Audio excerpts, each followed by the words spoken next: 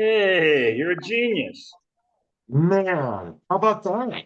You should go into. So I basically hit record, like pressed on record button and it brought up record on this computer, Alt plus R, record to the cloud, Alt plus Yeah, C. So that worked. you should go into IT, not as beverage distribution. Come on, man. IT. Yeah, God, that's a four-letter word in my world. I don't like tea.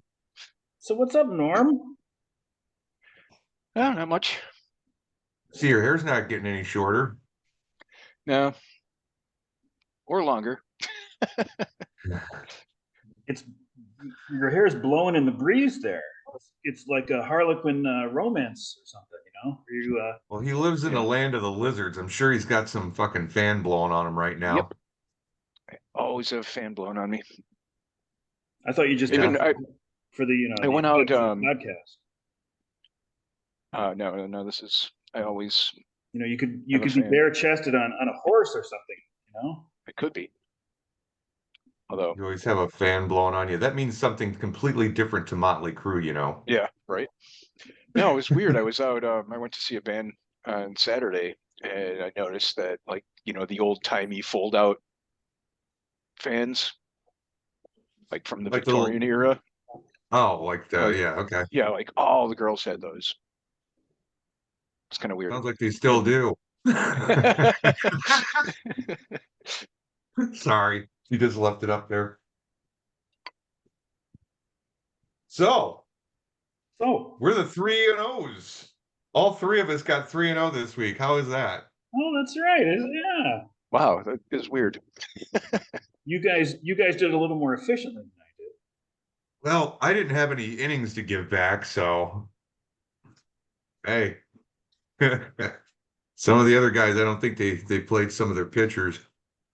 I would have sat my starters on Sunday, but I didn't have any. I had so many go Friday and Saturday. I guess I should have sat them on Saturday, but I don't think I'm ever going to do that. You know, you sit Uh, somebody down and then you miss, you screw it up. So, but yeah, what are you Speaking gonna of which, there was a trade in the league today. Really. do? Was You it guys see that? was No. it Devers? Devers went to Capital Knockers for James Woods. Uh, who's the injured guy? James Wood, uh, Walker Jenkins, and let me bring this up real I quick. did see it. And Lance, who Um, actually texted me too, so he mentioned about the Devers, but I Trying to don't remember remember the the other third guy. guy here. The third guy was fucking prominent too. Yeah, yeah. Oh, we have another trade that just happened a few minutes ago. Let me go over that real quick once I find out the third guy in this deal. Nolan Jones, an injured Nolan Jones. So James Wood, Nolan Jones, and Walter Jenkins to wait till next year Who for was Rafael Devers. who was it? Now, Who was it besides Jenkins and Wood? Who was the other one? Jenkins, Nolan Jones, and Oh, no Wood, one's okay. James Wood. So the trade that just happened, wait till next year is involved in another one. So he traded an injured Jacob deGrom to paging Dr. Satchel for Junior Caminero, Hmm. third baseman, NA player of the Tampa Bay Rays. Hmm. You know, Uh, our trade deadline is actually August 22nd. Maybe people think it's July 22nd. well, I think it's just, it's after the All-Star break and people are, it's like the mid-season for everybody. If they're going to make a push, they got to do it now. Or maybe some of them are assuming that, like Junior Caminero could be up here in a month or two. Nolan Jones is coming back. Walter Jenkins could be up in a month or two, maybe. So you never know. DeGrom is not pitching yet, right? But he's going to come back soon. Blue box. So there's some latest news on this guy. Bruce Bochy said Monday that DeGrom elbow is getting close to facing hitters. Sean McFarland morning news reports. DeGrom will throw around 40 pitches in a bullpen session Tuesday and is slated for another bullpen session Friday. It sounds as if he should be cleared to face hitters after that. And Bochy added Monday that he anticipates DeGrom needing 3 live batting practice sessions before being cleared for a rehab assignment. Given that timetable, it would seem that though DeGrom won't be ready to return until late August at the earliest. Hmm. So, It's embarrassing. In the Rangers yearbook this year, it said Jacob DeGrom, and it always had parentheses elbow after. They forgot. I don't know. It just defaulted to that. So it was embarrassing. yeah. And James Wood, even though that trade was offered yesterday, there was players playing, and he couldn't accept it yesterday. I actually ran into Mike over at Lemmings, and I told him it was a pretty good deal. Um, but yeah, James Wood hit a home run yesterday, went 2 for 4. So he must have heard the rumblings. He offered me, to trade for a couple of my NA guys, which of course I'm always up for, but I didn't really like the guys he offered too much. Like one guy, I wouldn't even probably. I know I wouldn't even roster. I mean, he's close. I mean, he didn't offer me bad guys, but and the other guy would be like my second to worst hitter according to my rankings. So And was Chris offered me a pretty good trade too, but it's just, he wants a pitcher from me, and that's my worst fucking that's my sore spot. So I mean, if Snell's come back from this injury and he's actually been pitching pretty well. I mean, the guys he offered me were pretty good. I mean, Evan Carter and oh, who was the other guy? It was Evan Carter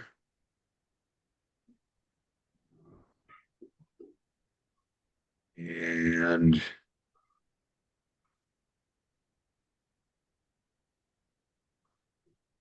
I don't fucking remember. Evan Carter and somebody. Oh, Matt Chapman. Chapman And was on knockers. well, the problem with that is that I don't really need any more position players, and You're saying it was an pitchers are offer hard. from Chris? Yeah, pitchers are hard Oh, to come by right now, and it's just like it's Snell's not that expensive, and if he gets back to form, I mean, he's a pretty good point getter. I looked Put at it this something way, Chris today. is no dummy. Chris is no dummy. I put it on a He wants tab. him for a reason. I put something on a tab today, just to, I don't know, do something sort of interesting for the podcast, and it was using ATC's rest of year projections, and I had the guys that were the most over projected for the most over their dollar value over what they've done so far this year, and then and of course under too. And I think Snell was right at the top of the list. Now I don't know if that's based on anything other than what the projection for him going into the season was, but yeah, Snell might be somebody to at least maybe keep an eye, just keep him for a little while because he might, who's to Well, if say that's what he that doesn't was my have like. plans. I don't really look. I mean, I traded Justin Steele at the beginning of the season for Jackson Schuria. Sure, down the road it's going to help me out, but man, I really suffered in pitching this year. And even though Steele got hurt for the first like month and a half, he's been putting up nothing but quality starts and low runs. So, the question is, if I had Justin Steele, would I be in last place in pitching, or would I be in like 10th place in pitching or ninth place in pitching? It's just it's you can't really tell, but either way, I don't need to be getting rid of pitching. I need to be improving my pitching. Well, especially because Snell, this would probably be, unless it gets even worse, this would be like the low point. You'd be selling low. Hell, man, I don't want to end up in 11th place, let alone 12th, 10th, ninth, or 7th. I want to be in like either 6th or above, Hey, don't you disparage know? seventh place. I'm happy to be there. Well, you're happy to be there now because you're just in 10th place. Jesus Christ, 3-0, and he jumps how many fucking steps here?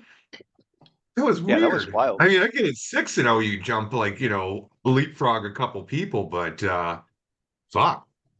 Hey, knowing that, why don't you bring up the how the week went? Okay, I'll share a screen.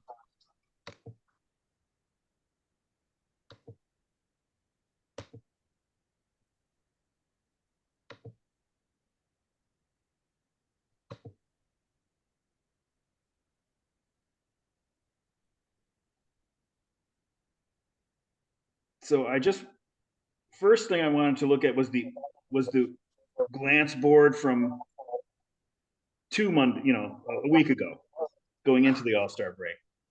Obviously. So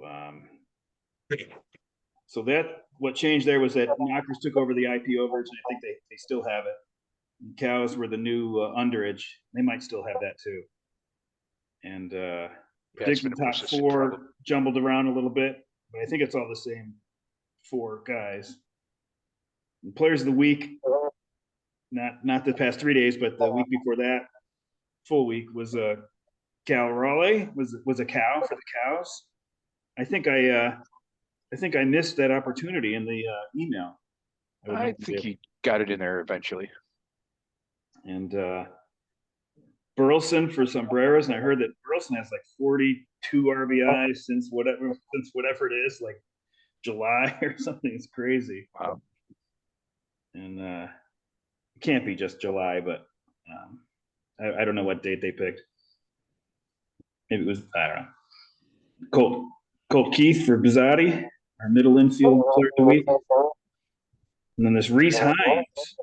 He's on the Reds, right? He's a rookie, Yeah. right? Yeah, he's a I never heard of he's him. he's a rookie. He just Isn't he came the up. isn't he the center fielder? Yep. I think. Sure Yeah, I is. saw And he's got he some was on a pop. tear, and I tried to pick him up, and he was already gone. Oh yeah. Yeah. Keeper was quick on him. Himmler got him. And then pitchers of the week, Logan Gilbert for the Knockers and Ryan Pepio for Spear. And then Hans Kraus is he's a free agent. Who's he on? I don't even know. Toronto? I'm not sure. I don't know. Arizona? I'm just guessing. I don't think it's Arizona, because I would probably have. You would know that, yeah. Well, wouldn't exactly say I have my thumb on the pulse of Diamondbacks baseball or anything, but all right, so that's the old glance. Here's the Hans new glance. Kraus. Hans Kraus sounds like he's like the football manager for like Chelsea or something. Stiver should pick him up. Yeah. He's got neck tattoos. Hans Kraus has got a neck tattoo on each side. So here's this week's glance. Oh yeah, the old glance. What Spear was weekend warrior and Bizzotti was the straw spinner. I guess that covers the old glance. And then this week's the current glance.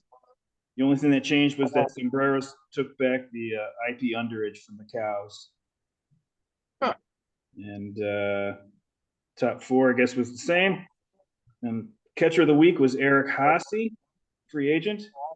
Did you notice that Capital Knockers shaved off 22 innings last weekend? Yeah, they're still tops, but they've come down. And they had 2 players of the week. Sorry, what? I'm surprised I didn't shave off, but I shaved off my underage to a certain degree. Yeah, well, we can see on the next page what it was, but so Santander and Schumann for Knockers, players of the week. Jaron Duran for McBride's. Seth Lugo for Satchel. And Seth Lugo just ain't telling. He's like on that ATC rest of the year projections. He's like one of the top guys that they would think would lose dollar value. I think that's That just based motherfucker on, took the blue pill before this season. yeah, I think it's just based on preseason projections. So I don't know how they updated during the year. So take it for what it's worth. And then Kyle Finnegan for Daddies. I think he had 19 points in 2 1/3 innings. He has a trade. He's probably going to get traded too to a better team. I can see that happening. I thought he would get traded and they would keep Harvey. But they traded Harvey too. So You know what? If KC was smart, well, they're having a good year. I can't say that, but I was like, fucking sell high on Seth Lugo. You no, actually I think he think could keep that up for a couple years, man? I mean, he's been so spotty his whole career. It just kind of all came together now, but he hasn't really been spotty. He was. That's why I was the Mets. He wanted to be a starter, and the Mets. I don't know what they thought. They just thought he couldn't be a starter. I don't know what it was. I thought he was the perfect guy to keep because if you could have him in the rotation, or he could be a reliever for you and then ramp up if you had disastrous injuries in the rotation. I don't know. He just seemed like a real useful guy to keep. But if you look at his stats with the Mets, he really didn't have a bad year. He was never this good, but he was always decent pitcher. So it was a good signing, even without they couldn't have known this. I mean, if they did, God bless them. Well, let's take a look here. He's having a great 2024, but as a career, he's a 3.3 ERA. That's pretty fucking good. He's always been a good pitcher. The Mets just didn't give him a chance, and I feel misused. I feel good for him because they were wrong. I mean, you don't think that they could use him? They have like Quintana and Severino, and these guys have done okay for them this year, but they're not pitching dominantly. I mean, like if those ERAs don't go up the rest of the year, anyways, that's what I'm expecting. Let me read off his career stats here.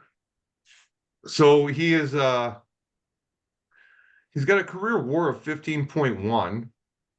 He's 52-35 in his career with a 3.30 ERA.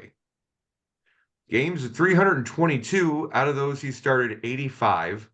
He's got 16 saves.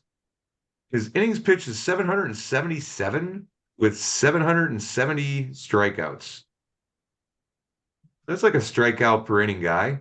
And his whip is 1.149 for his career. That's sneaky good, man. Yeah. And he signed through 2025. He signed a 2-year deal for 30 mil. He's got a 26. He's got a player option for 2026. Yeah. For how much? He's going to be on the Royals. There's no way they're going to trade him. How much is the player option for? I couldn't tell you right now. Hold on, let me scroll down. Maybe it'll tell me down there. Player options, 15 million as well. So it could be a 3-year, $45 million contract. But if he keeps doing what he's doing, dude, he's a $25 million pitcher.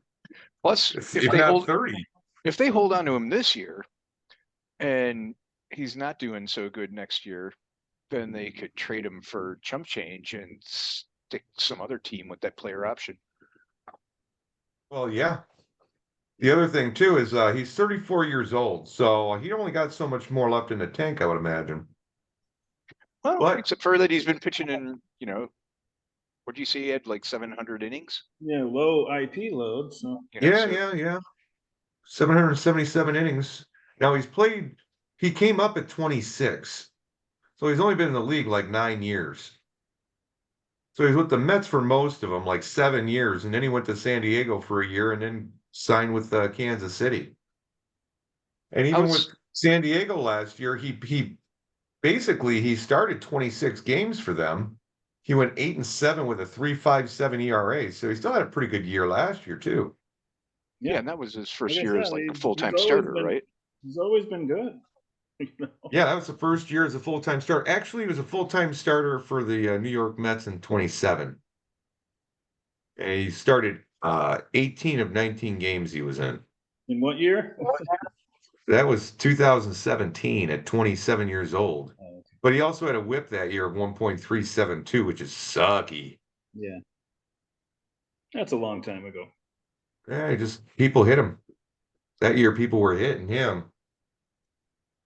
Hits per 9 innings that year, 10.1. That's rough. Well, here's the standings. Like I said, the three of us took the 3-0s, and Sombreros had a tough luck 0-3, but I guess they've been lucky laggards probably almost the whole year. So I guess they were due. Bizzotti and Knockers. So Knockers whittled down their innings a bit and took the 0-3. Look at that. We got 2 ties. We got the 60 win teams with Dr. Satchel and Capital Knockers, 36 losses, and we also have the 43-52s between Hack Wilson and Bizzotti. That's all because of I think I tied with somebody one week, so we could have 3. 43 and 52s. Oh yeah, you're only a half game up. And I think both of at least Hack had a weird record last week, I believe, because making up for a tie earlier in the season. Yeah, I think somebody's already had 3 ties now. I can't remember, but I think somebody made up their tie and then they got involved in another one. But sombreros are 3.5 behind the dads, so a little breathing room with this short week.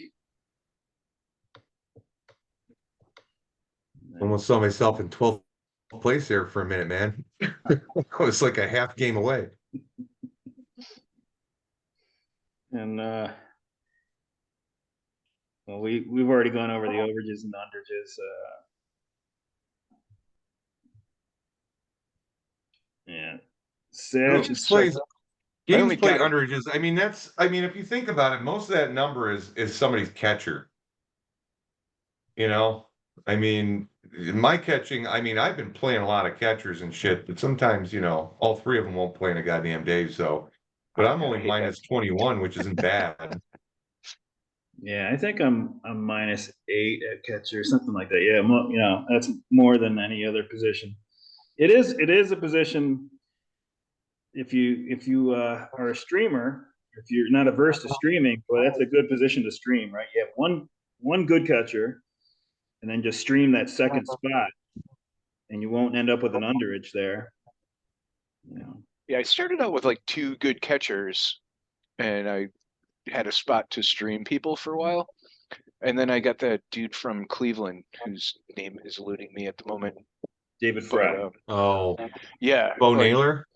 Oh, no, David Fry. yeah, like, and he He doesn't even catch, seems to does he? play other. I think he does sometimes, but he plays like DH a lot, first Left base, field. Yeah, but the question is, has qualifies he in the played enough outfield and stuff. has he played enough at catcher to qualify for it next year? That's the I'm pretty question. sure. Let me bring him up. I think But in yeah, Yahoo, I once think I you need stumbled 10 on him, it was games. like shit. I have this guy, and then I traded for Raleigh, and then Alvarez came back, and it's like fuck, I 4 catchers. Like Mhm. why am I having 4 catchers? I need to trade him. That's true Yeah. about Fry, though. That'd be important to know, because I think you need 10 games in Yahoo, to qualify. I'm pretty sure he's got to be close I to thought that, it if was not 5 above. starting or 10 altogether. Maybe. I think that's what it is, and I'm Yeah. almost certain he started 5 games. They have Bo Naylor and Austin Hedges too, so they do have a backup catcher.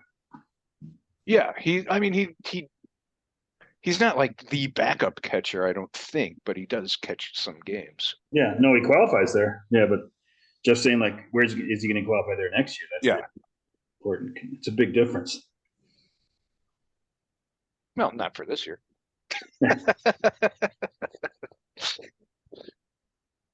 He's played 6 games at third base. Really? So he's about to pick third base up here if he gets 4 more games. That'd be nice. He's eligible. It doesn't say whether or not how many games he's played at catcher this year. It just says he's eligible right now. Yeah, So there's baseball so reference does all that. I know he's played some games there. I don't know how many. well, let's see. I'm gonna go to Baseball Reference, and that should tell me. Yep. I'll go to the Well, let's put the cows under the spotlight here. okay. So hitting wise, you are bottom third, between middle and bottom third, and pitching. He has caught 22 games this year at catcher. Started 13, so he's going to be good Oh, at catcher for Yeah, next he's year gonna too. qualify. And the cows are $1 guy. third. Cows are third in the league in ERA, and second in FIP. You know who's number 1 in those? You're third in the league in ERA. I need to trade with you. Let's help a brother out here. Help each other out, man. Because I tell you what, we're both at the bottom of the fucking pack here. I could use some outfield help if you got that. I could definitely probably trade some pitching because I got guys that are supposedly coming back. Second in K minus BV percentage too. So yeah, Cal's pitching looks good. Which is weird because my pitching has been a nightmare. Like I've been scrambling to pick up guys to, just pitch innings Your for crying bullpen out is loud.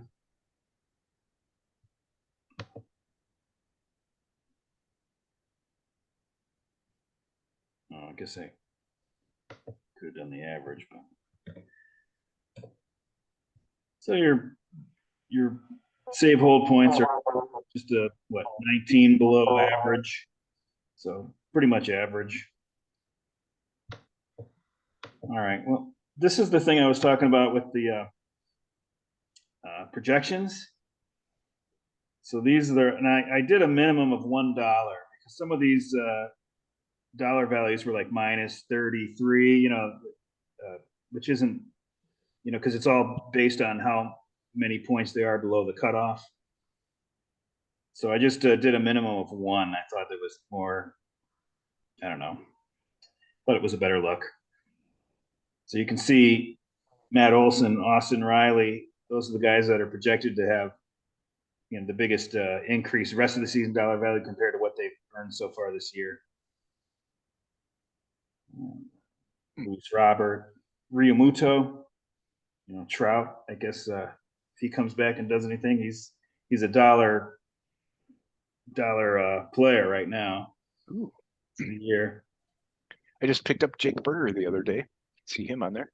Berger, yeah, Berger's not. He's been doing better lately. And they're playing the Mets. He's hit 2 homers in that series, but he was pretty meh. He's got like they said he's like got it's him and fucking Morel are 2 of the worst fielding wars in the league. They're like 1 and 2, and Morel is like double what Jake Berger is for some reason. I have no idea. I didn't realize Morel was that bad on the field. So, well, Berger, I guess DH would be a good spot for him. He'd be a strange DH, right? He'd be stealing bases.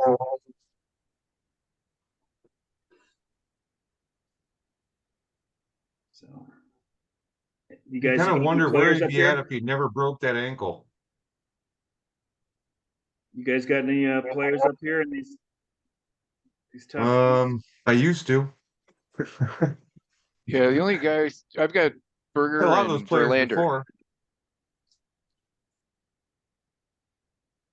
I Verlander's got the Blake pal. Snell, Zach Gallen. Yeah, he's been I one got of the busload of people that have been spending most of their time on my injured list this season. So here's Snell. They've got him rest of the season $27 projection, and of course he's been below 1 this year. So he's the top rest of the season guy. This, like I said, I don't stand behind these. This is ATC's. Well, is that rest of the projection. season? Is that they expect that in the remainder of the season, or they expect that to be his final value at the end of If the he season? produced the way that he does the rest of the season, like if you had an auction right now, this is what he would produce. So it's not a fraction of the full Yeah, I season. just don't like, looking at Framber Valdez, like they expect him to have $42 worth of value in half of a season. No, it'd be like if you had the auction right now. We had a 2-month league. Framber would be projected for $42. Oh, okay. Yeah, and then same thing with the year to date. These are full year dollar values. Yeah. So it'd be like if we had a league from the beginning of the season till July 21st or whatever. So I don't know if you got any of these guys who want to be patient. I don't know. Savali, I wouldn't bet on that one necessarily, but Yeah, I believe he was disparaged in last week's email. what did I say about that? Something about not betting on Rays castoffs. Oh, what? No, that was a text. That was that was Yeah. talking about the Cubs trading everybody. He didn't like that too much. I guess I say get rid of Tyon right now. I mean, I don't think the Cubs got it this year. I've watched them a lot. You know, it's like, and even if you, I mean, even if you're right there in a play-in game or whatever, how far are you going to go? You know, they're just not built to win this year. no. Well, you know, They got too many high strikeout guys.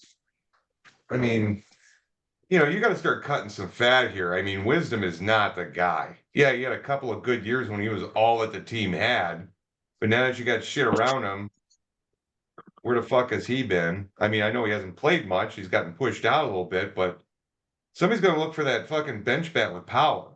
You know, start getting your, next year's bullpen ready or something. You know, trade for that bullpen arm or future bullpen arm. yeah, but I But mean, look at the Diamondbacks last year. They had a, they were like barely above 500, and they made it to the World Series.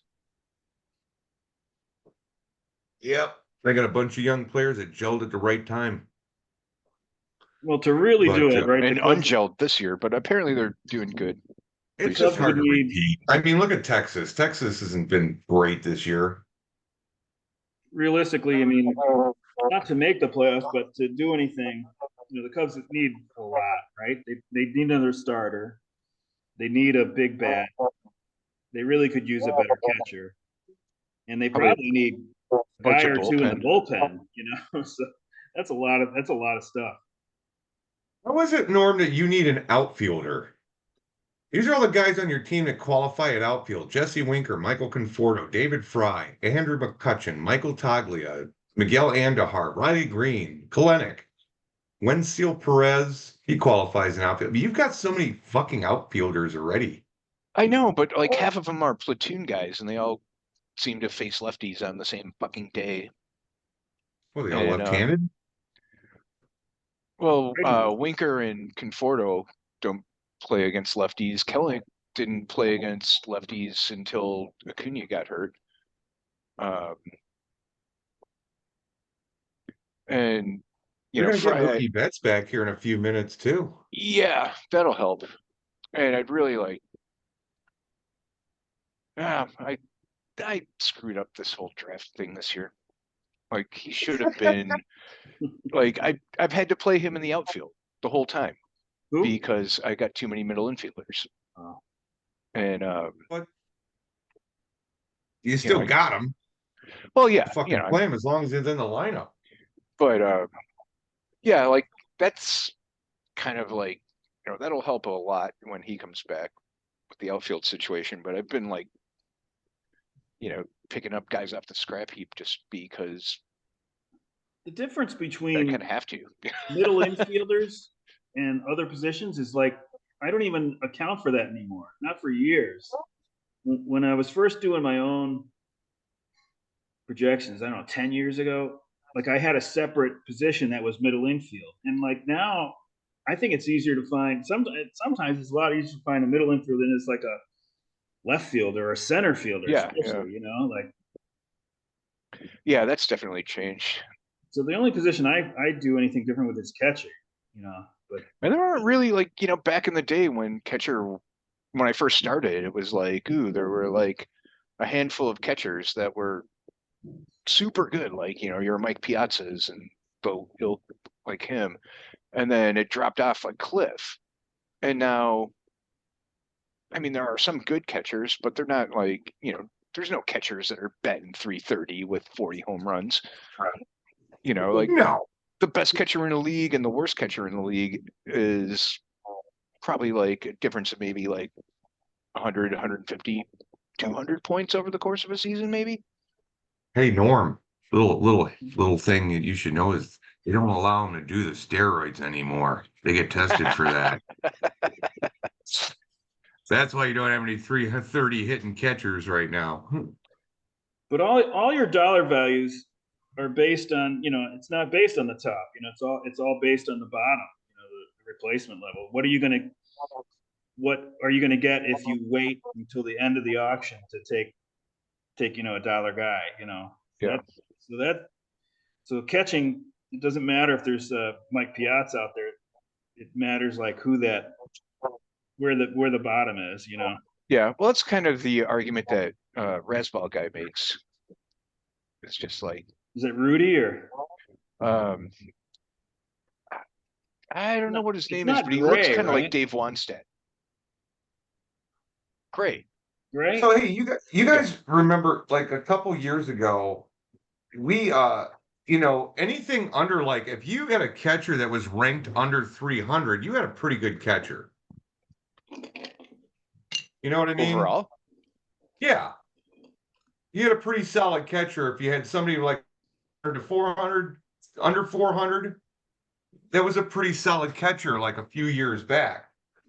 Now, I mean, here's all the guys that are under 400 that are ranked 399 and below is JT Realmuto, Keibert Ruiz, Luis Campesano, Travis D'Arnaud, Elias Diaz, MJ Melendez, Gabriel Marino, Patrick Bailey, Wilson Contreras, Jonah Heim, Connor Wong, David Fry, Mitch Garver, Tyler Stevenson, Shea Langoliers, Ryan Jeffers, Logan O'Hop, and okay, well, so from Langoliers here on, this is under 200. So, Yanier Diaz, Cal Raleigh. Okay, now we're getting to the ones that are under 100. Will Smith, Salvador Perez, still even though he's not really catching unbelievable. much anymore, but Adley Rushman and William Contreras. William Contreras is a top catcher in baseball right now as far as offensive goes. Well, I He have has to got say, 11 home runs and 56 RBIs. I Yeah, have you think three Man, of I those love guys that that guy. you listed off from the start. Not Which ones? well. I've got you said Fry, Raleigh, and Bailey Yeah, you got three of are them. in the under 400. So, and interestingly enough, I didn't hear Francisco Alvarez on there. well, it's because he's missed so much time. Oh yeah, I guess that's true. And then conversely, we could look at the under the red line is players that they're projecting will lose value the rest of the year. So they're not big Jordan. Well, the biggest ones are down here. So Jerks and Profar. So if you've got these guys, they're saying that they're gonna underperform the rest of the year compared to what they've already done. Yeah. Brent I Rooker, don't. I don't see Gunnar Henderson Aaron Judge. underperforming. So, like I said, I didn't make these numbers, so I don't agree with them necessarily, but just something to, Basically, what they're saying is these guys are over their skis, yeah. like Ronel Blanco. Here, Seth Lugo. Yeah, Seth Lugo's Yeah. number one pitcher. Jake Irvin. So I got Ronel Blanco and Jake Irvin right there. So that's two of them. I think I had Irvin earlier this season for a little bit. Jake Irvin has been good. He's Yeah. probably another guy that's going to get traded from the Washington Nationals. Yeah, I'm pretty He's sure I like picked him up. 28 years old. Yeah, I think I grabbed him when I had a rash of injuries, and then guys started coming back, and I dropped him basically because I didn't want to have two pitchers from the Nationals.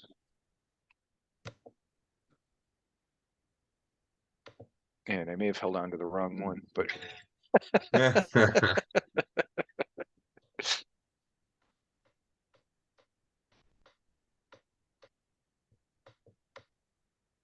yeah, fuck. I lost like in the span of what, a month, like 3 guys to broken bones. Dude, I mean, fuck. I mean, I lost shit. Encarnacion Strand right off the fucking bat. I lost fucking that Japanese fucking the Korean outfielder. Lee, who? Oh, from San Fran? Jung-Hoo Lee. Yeah. My pitching was all fucked up to start the season off. I mean, I've had guys on the IL all fucking year. Yeah, I think the lowest my IL has ever been is like 7 or 8. And it's, not the same 7 or 8. It's been different other dudes. Yeah. I mean, yeah. Dude, I'm with you. I'll Been add a guys rough to year for injuries for me. I'll add guys just to the IL just in case, but I think I only have 5 on there right now. Well, just to tell you how it's going here, I just, God damn it, would you fucking quit jumping around on me? All I want to do is, there we go. Okay. Every time I went to click on my fucking team name, the goddamn screen jumped. And then I would click on Norm. Um, Jacob Wilson. Dude's tearing it up in AAA, hitting over 400, over at 180 something at bats and shit. They bring him up. He gets one at bat, gets a hit, scores a run, and pulls a hammy. Now he's on the IL. Yep. In his first start, got a fucking hit in his first at bat, and then pulled a hammy, and now he's out. Yeah, that That's my kills me year in a with nutshell. fucking Dominguez. He's been out all year with the fucking Tommy John thing. Comes back, he's tearing the shit off the, tearing the cover off the ball, and they had no place for him. Well, now they have a place for him, but he's out for probably the rest of the year with like a fucking lat or something. Who is it? Uh, Jason Dominguez. Jason Dominguez is going to be Eloy Jimenez. Well, that would be a step up, right?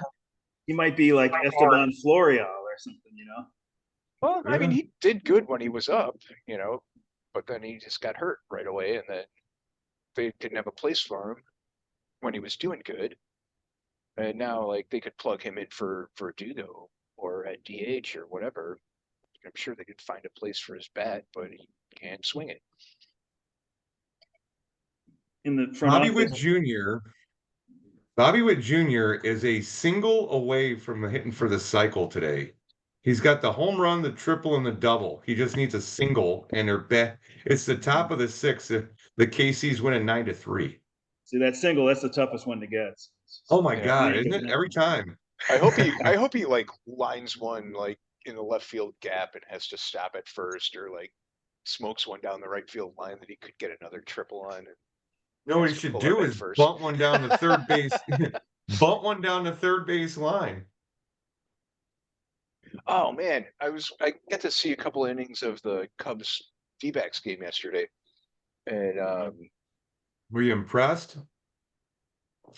well, I was impressed by this one thing. Actually, the pitching was good, um, but Pete Crow Armstrong dropped a fucking fantastic bunt down the first baseline, I saw that. and Walker, the first baseman, had to like switch his feet and lay out and grab the ball with his glove, Got him just out in too. time to get him out. He's But a Gold Glover, I he's think, a right? really good first baseman, Didn't he win the like Gold Glove last defensively. year? Probably, Yeah. but He is a yeah, good ball player, man. I had him years ago. I got him now because this is the first year I've had him back, but I had him years ago and he just didn't he wasn't the hitter he was now. I mean, he's no, probably just and as good of a fielder, but he wasn't the hitter he was. yeah, and oh man, that dude was like he went stone cold in the postseason last year. Like he was their cleanup hitter, and that's like, if he'd done what Garcia did for Texas, Diamondbacks would have probably won the World Series. But he like went 0 for the playoffs. Yeah, Adolis Garcia's went to fuck off. Holy Oh shit. yeah, you know. But yeah, if Walker had even like been, you know, more than a ghost of his regular season self, I think they would have had a chance to win it. But he sucked. Have you developed any affinity Kettle for Marte. the Diamondbacks? Huh? Have you developed any affinity for the Diamondbacks? I mean, I have like the same affinity for them, and well, maybe not the same. I had an affinity for the Cubs from childhood just because their team baseball card wasn't like everybody sitting on the bleachers like every other team in baseball. They had those floating heads. They're at Murphy's bleachers. So I always like thought the Cubs were kind of cool just because they had the floating head baseball cards. But like when I moved to Chicago, it was like, I'm happy if the Cubs do good. But So you weren't happy too much.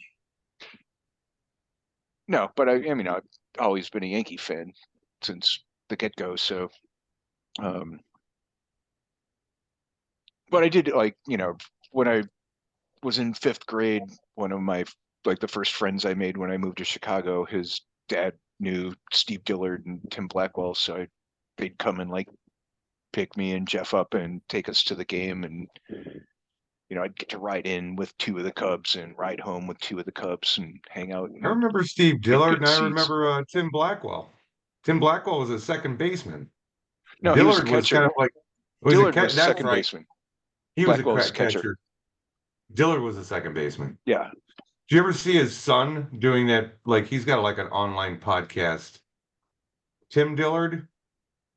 No. It's Steve Dillard's son, and he's Huh. pretty good. He was like in the he's a pitcher that used to be in the Brewers farm system, and he bounced around a little bit. But look up Tim Dillard. He's a pretty good writer. He actually writes some stuff for he puts some stuff out there on trade rumors every once in a while. What years were they playing? Because I don't know those. Oh, we're talking late 70s. This was when I was in fifth grade, so like late Yeah. 70s. Yeah. That was when Mike Vail was in the outfield, and you had Larry Dave Bittner and Kingman was on the team. Larry Dave Bittner, Kingman, Steve uh, Olivares, Willie Manny Trio, Hernandez. Oh, yeah, I remember Mike Vail and Kingman. They were ex-Mets. Bill Buckner. I don't know if he was still around. Bill Buckner was around. Fuck yeah.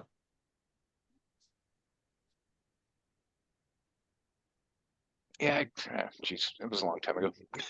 Oh, well, let's go back. I can go on, babe. I'm thinking of like all the guys who like, I would get to come and stand outside the clubhouse when they were leaving after the game and with all my baseball cards and a marker, and I got them all signed, except for Dave Kingman, who like, Oh, he's a prick.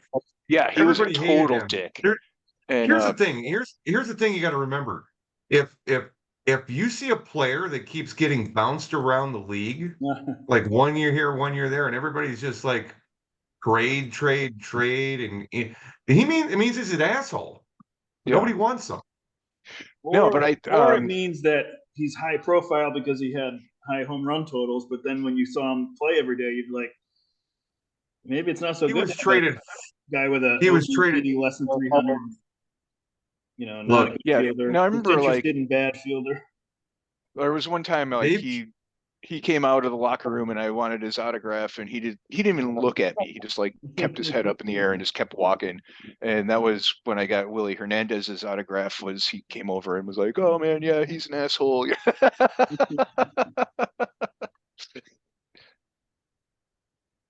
and you know what? He's from Hoffman Estates. Who? Dave Kingman. What the fuck is going on with baseball Kingman? reference? Yeah. Weird. Yeah, he's from the area. He grew up around here. Oh, that's where I lived back then. He was never one of my faves when he was on the Mets. He was on the Mets twice, right? I guess got rate limited. What? But you have triggered rate limiting by our cloud service provider. This could be for many reasons. You access more than 30 pages in less than a minute. Yeah, I was clicking back to get the fucking. Oh, Jesus Christ. They think you're a bot. That's fucking bullshit. Now I can't go on baseball reference for a while. Probably till tomorrow. The baseball encyclopedia would never do that to you. Well, I won't do that again. I was just clicking back from 2023, just clicking back on previous for to go back and try to find like what year that fucking those guys played for the Cubs. I did that today for about 12 seasons, and I didn't have any. I was looking at the last place team in the NL Central is 10 and a half back right now. And I was curious. I was like, I think that the NL Central, I think they're going to break the record for smallest margin from first to last place. Now, I only looked back into 2013 when the Astros moved to the AL West. And the smallest margin from any division from first to last place was the Cubs in 2014, where in last they were 17 back. I think this year's NL Central is going to break that mark. I mean, they're on pace for maybe something like that or 15 back, but I think it's going to be even smaller than that because the team that's in last right now, the Reds, I think are going to move up, and then the teams like the Brewers and Cardinals, I think, are going to move down. I think it could be crazy how tight that division ends. You know, trades yet to happen. If anybody sells, I don't know if anybody will really sell. That could affect it, but you know what I'm saying? I mean, it's 10.5 right now, and we're 61% of the way through the season, so that would be like maybe 15 games by the end of the year on pace for. But I think there's reason to think that it's going to be less than that, and that would already be less than the 17 that we've seen the past 11, 12 years, whatever. For any All right, division. so I found the year, Norm, that that Dillard and Buck and Blackwell were together. Neither one of them were starters; they're both bench guys. Yeah. But So I've never. so your starting catcher was Barry Foote. Barry Foote. And he had Tim Blackwell as backup. Bruce Kim was on that team as well. Your infielders starting at first base was Bill Buckner. Shortstop, Ivan DeJesus. Third base was Steve Olivares, and second base was Ted Sizemore. Now your backups were Steve Davis, Steve Dillard, Mick Kelleher, Steve Macko, and Kurt Siebert. I don't remember any of those except for Mick Kelleher and Steve Dillard. As far as the backups go. Your outfielders were Dave Kingman, Jerry Martin, and Bobby Mercer. Your backups were Larry Bittner, Miguel Delaunay, I remember that guy. I remember him. Ken Henderson, I don't remember him at all. Sam Mejias, I don't remember him. I remember and Scott that name. Thompson. I remember Scott Thompson and Mike Vale. He was an outfielder as well. Yeah. And then other positions, Gene Kleins had played on the Cubs that year, and Carl Pagel. And I remember Carl Pagel. I remember Gene Kleins. Yeah. The pitching, Ray Burris. And you know what? He was 6'5", 200 pounds. I didn't realize Ray Burris was that big.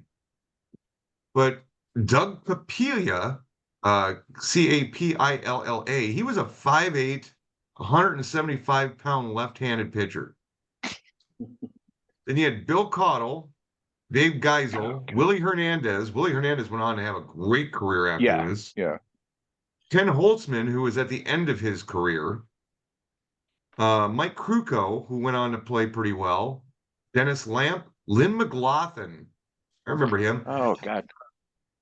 Donnie Moore, rest in peace.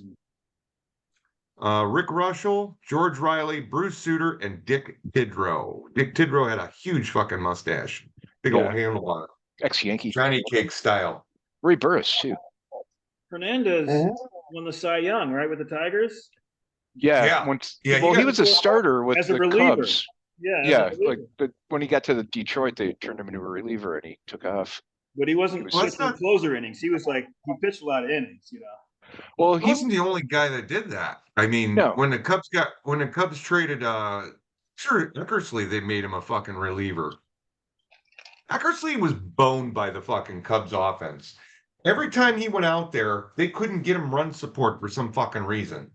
He would give up 1 or 2 runs, and they would lose 2-1, 2-0. Yeah. Well, he threw a no-hitter with Cleveland. He was great.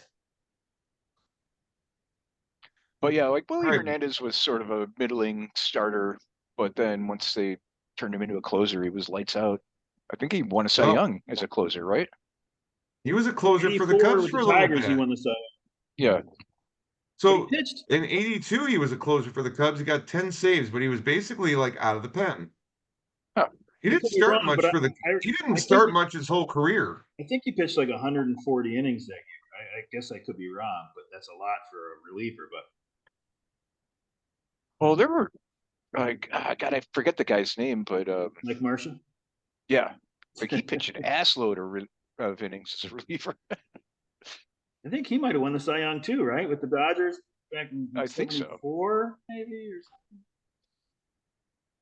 So Willie Hernandez, he didn't have that great of a career. I mean, his career ERA was 3.38. That's pretty good. Yeah, I just think he had But like a 46 save season or something ridiculous like that. no, never. In 30 and okay, so he was playing for the Cubs until 83, and then he got traded to the Phillies. Okay, so he finished with the Phillies in 83. Then he signed with the Tigers and played the rest of his career with the Tigers. He retired. He was out of the game at 35. I don't know if it was an injury or what, but his when he went to the Tigers, his first season he saved 32 games. Second season he saved 31. Third he saved 24. The fourth year he saved 8, then 10, then 15, and then he was done. Huh. How many So he's innings only did got he pitch? 147 saves in his career, but he was actually pretty damn good back in like the first year he when he had a year of 32 saves, he also had an ERA of 1.92. How many innings did he pitch that year? 140. So he Oh, was okay. actually they probably had him going double duty. Some of those games he was pitching 2 innings Well, I'm sure. because he Yeah. was only in 80 games that year, and he's pitched 140 innings pitched. So he was doing 2 innings. He was like the setup and the closer for a lot of those games. Yeah. Well, that was like back in the era where like the A's didn't even have any relief pitchers because Yeah. all of their starters pitched complete games every single fucking day. And Willie Hernandez died last year.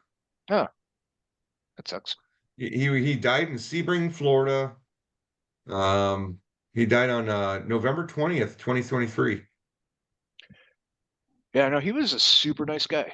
Like of all those Cubs from that era, he was one of the nicest ones, Willie at least Hernandez? to me. Yeah, yeah, he was like always super cool.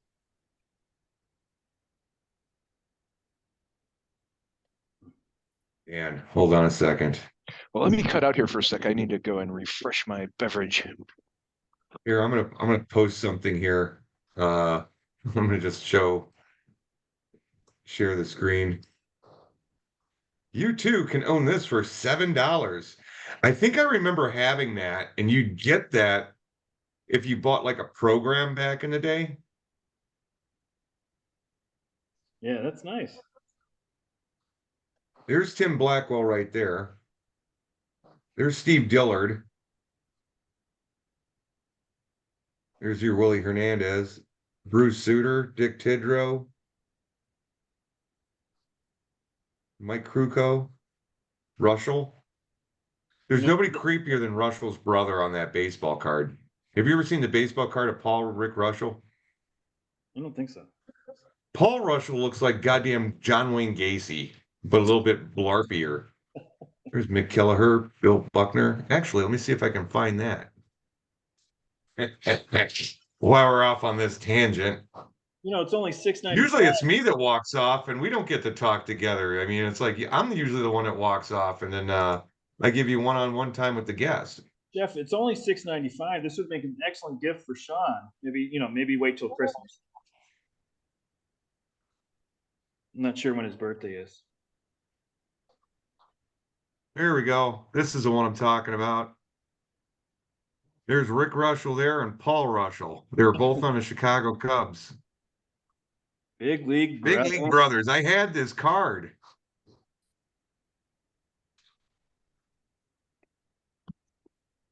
I had that card. It's crazy.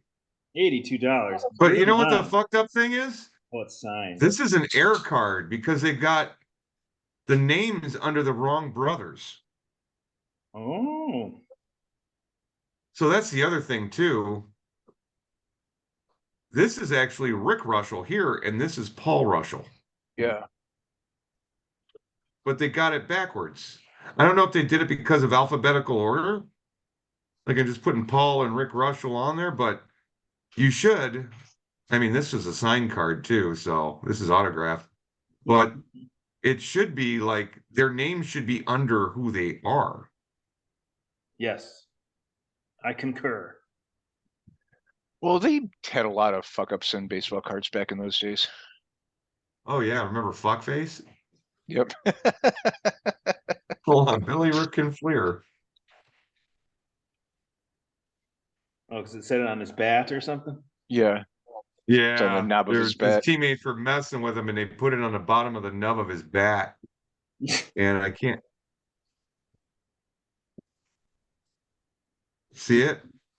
This is fuck face on it. That's awesome that nobody caught that too. You know, Although Fleer I was gotta like, tell you that. they were kind of in not their infancy, but their second time around infancy. So I heard this story from Jeff Pearlman. He's been doing these little video clips online, and he talked about Greg Jeffries and how the Mets team fucking sabotaged his career. Yeah, they didn't And it use was basically, well, Greg Jeffries came up. He was like the second coming of a lot of shit. He was like a big, high fucking profile fucking prospect. And he came up to that team that just either just won a World Series or whatever, or they're on their way to win a World Series. But you know that team was a bunch of drug addicts. They were just out there fucking partying, doing a bunch of fucking drugs. And Greg Jeffries wasn't like that. He was taking extra batting practice and he was doing this and he stayed away from that. And those guys looked at him like he's here to take one of our jobs. And we're such this little boys club here that does drugs together that we don't want him fucking around. And they kind of just fucked him over and just treated him like shit the whole time. And then he finally fucking left the Mets or asked for a trade to like KC or some shit. Yeah, Um, he had some okay years. he had some okay years, but man, they did not treat him well. Dykstra was like one of the ringleaders. It was a bad fit. It was a bad fit. Dykstra I is mean, a like fucking he's Jeffries just a fucking dickhead. Jeffries came up, I think 87, might have been 88, but I think it was 87. And I've heard Dykstra talk on like Howard Stern. He is just a fucking idiot. yeah. He's a dumb fuck. And he's He's been to like the jail. Kurt Schilling of hitters.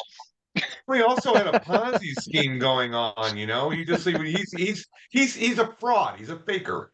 Yeah. You know, he's a good baseball player, but he's not much else. He's dumber than a box of fucking But rocks. it was a bad fit Thought because he knew about like Jeffries came up. He was the kind of guy that like he was really particular about his bats, and you know he was.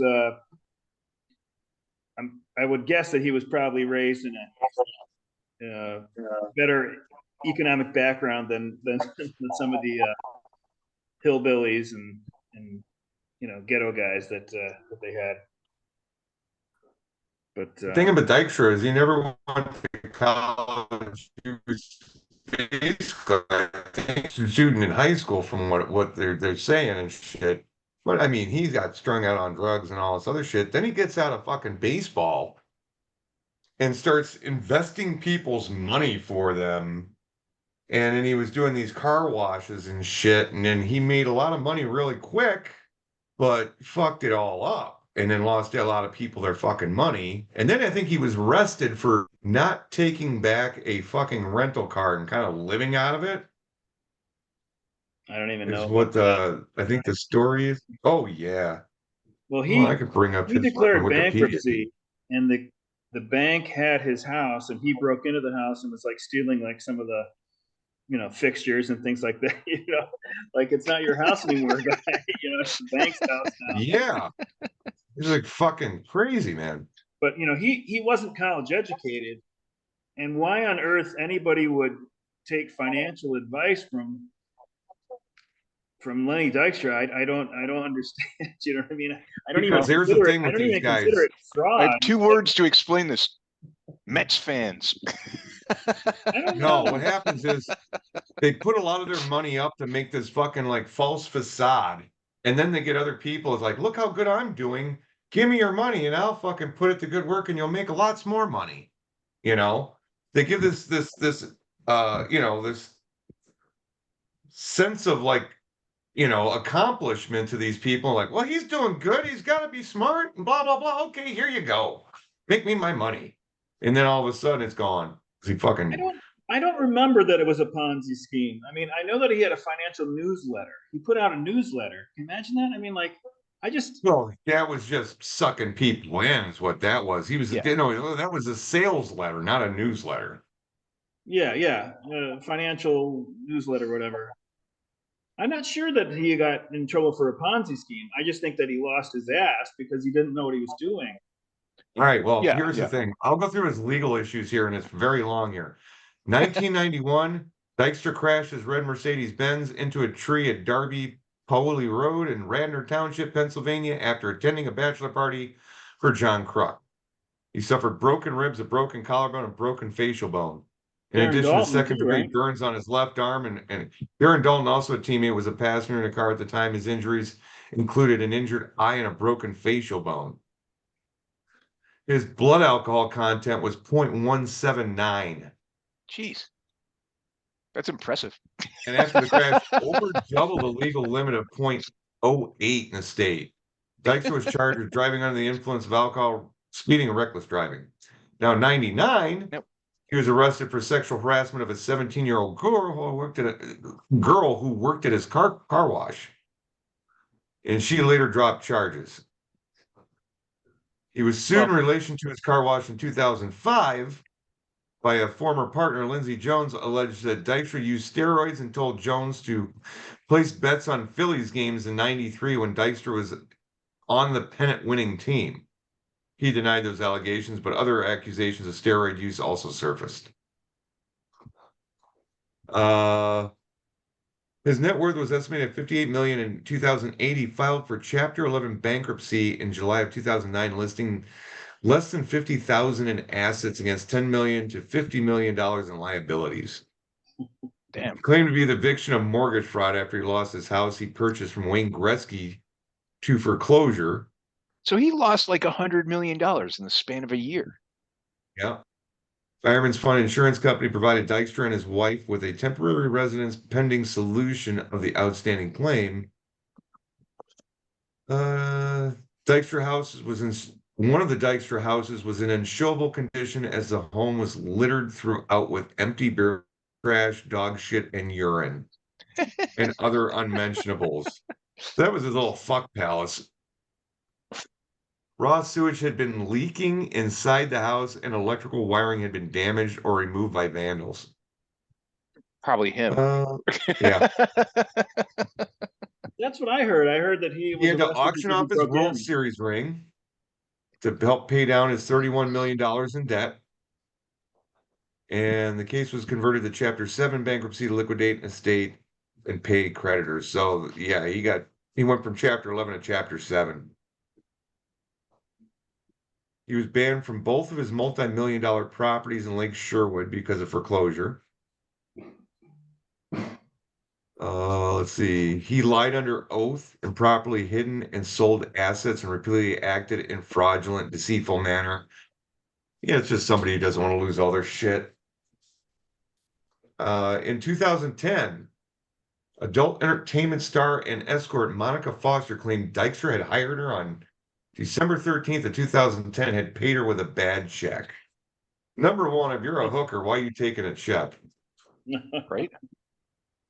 In 2011, he was accused of sexual assault by his housekeeper.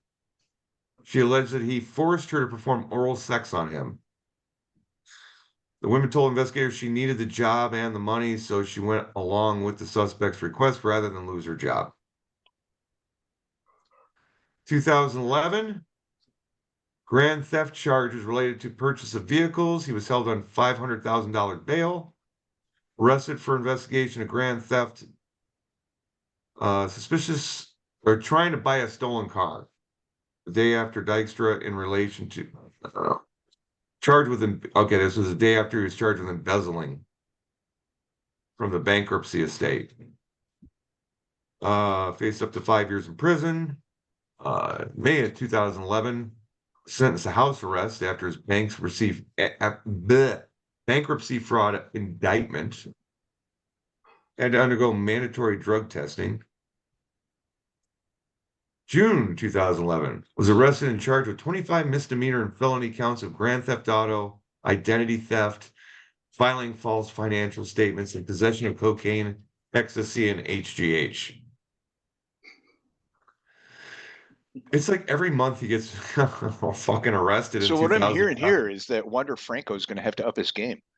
No shit, right? Not even close yet. August 25th Well, of 2011. he's got Let me 14 remind you, instead of the last 17. 4 things happened in 2011. There was January 2011, April 2011, May 2011, June 2011 was the 25 misdemeanors. Now it's August of 2011. Was charged with indecent exposure.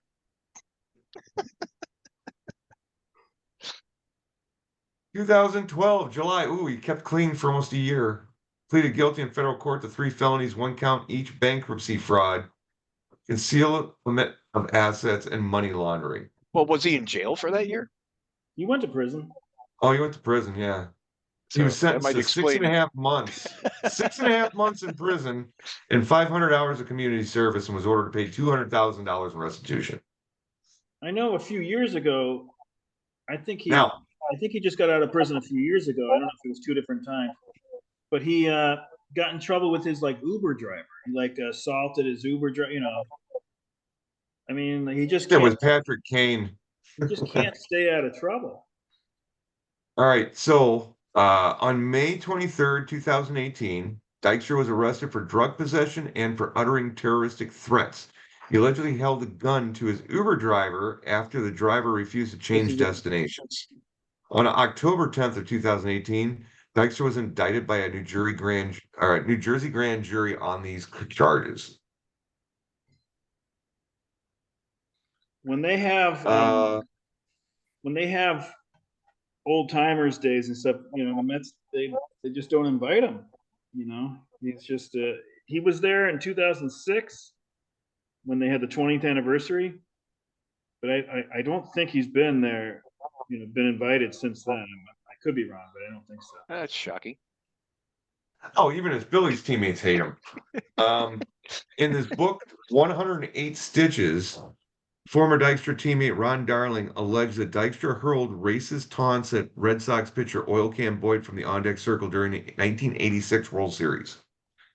Dykstra publicly and vociferously denied the story and was publicly supported in his denial by former teammates Dwight Gooden, Kevin Mitchell, Darryl Strawberry, and Wally Backman.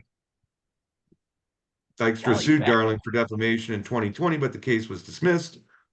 The judge citing Dykstra's documented reputation as being, among other things, racist, misogynistic, anti-gay, as well as a sexual predator, drug abuser, and thief, and as the reason. He was my favorite player. He was.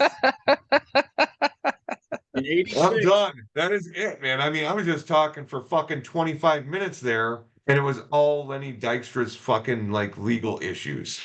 That's how much of a piece of shit this kid is. In 86, my favorite Mets were, I loved Hernandez and Gooden, but I loved Backman and Dykstra. I think Dykstra was my favorite one. Yeah, I like Backman. He was a good guy. I like Wally Backman, man. Wally Backman, I love watching him go off on umpires. Like, if I'd been playing fantasy baseball back in those days, I totally would have wanted Wally Backman on my team. Backman got in trouble too. He had a manager job all set up, and then he got a domestic abuse charges, and they took the job away. Did you see Wally Backman looked? I mean, I swear to God, when they were on the team at the same time, he looked like he looked like Hojo. You know how somebody comes in and like takes like the image of that other person? They looked a lot alike. Wally Backman and Howard Johnson. Somewhat. I mean, I mustache. I don't know. Let me put the two pictures together if I can find it. Who names their kid Howard when your last name is Johnson? Like back in those days. Yeah. I know. A lot of people forget about that guy, man. That guy was a good ball player. player. Oh, yeah, he was. He hit the ball hard, man. He used to platoon with Tim Tuffle. I used to hate when they would play Tuffle. I just was like, I don't care what the lefty righty thing is. Just play Backman every day. I never liked Tuffle, and Tuffle in game 1 of the 86 series had a grounder go right through his legs. And they lost that game. I always thought he was like the good fielder, and Backman was sort of sketchy on the fielding. They lost that game 1-0 or 2-1. They lost it by 1 run. And then they got blown out in game 2. So they were down 2-0 going to Boston. You win by the ball through the legs, and you die by the ball through the legs. I saw Howard Johnson hit a fucking foul ball to right field, and I swear to God that hit the building across the fucking Sheffield. It was like he just smoked it. It was like a home run that was like 20 feet foul. And it went through, and I think it had to have taken out a window or something. That thing was just fucking drilled. Like, holy shit. Some of Man, those you know who weird. is the master of that shit is Doug Smith. Like he would hit the ball a fucking mile and it would always be foul. Well, not Hitter. always. I mean, he hit the ball a fucking mile I was fair going to say about sometimes, but Johnson. man, he was the If we had master of been it. doing roto back then, I bet you there were some years that he had to be like, you know, it was like Acuna like, right? I mean, tons of stolen bases, tons of homers. All right, here's Wally. Here's Wally Backman's fucking picture. Uh,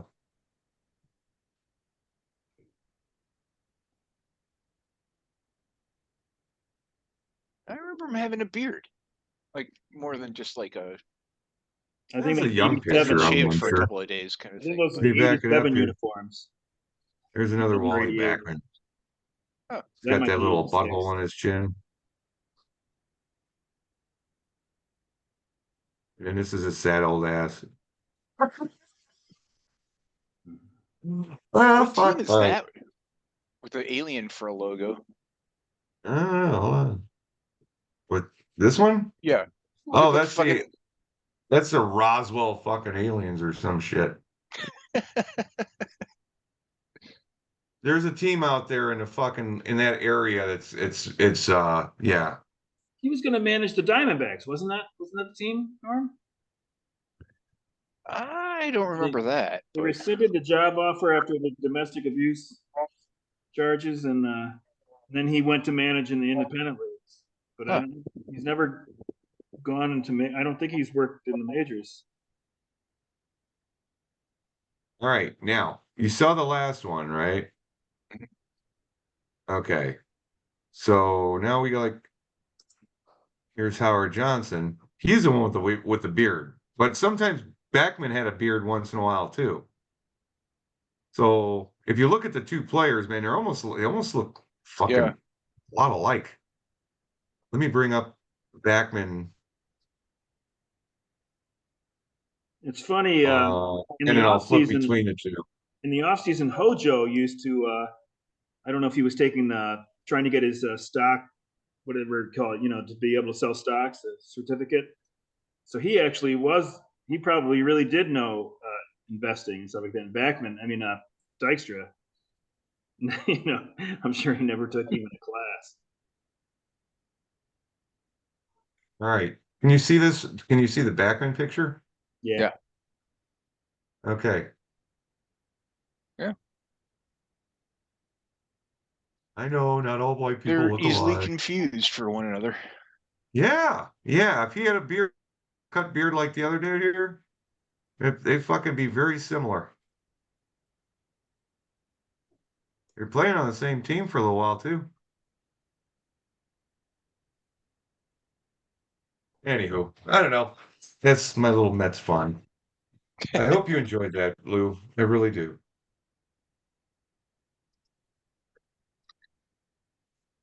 All Yeah. right, Those I'm not even are. going to joke about this, but I'm going to go take a piss, and then I'm going to smoke and take the dog out, and I'll be right back. So you haven't had a whole lot of one-on-one time together, so Yeah. get to know each other a little bit.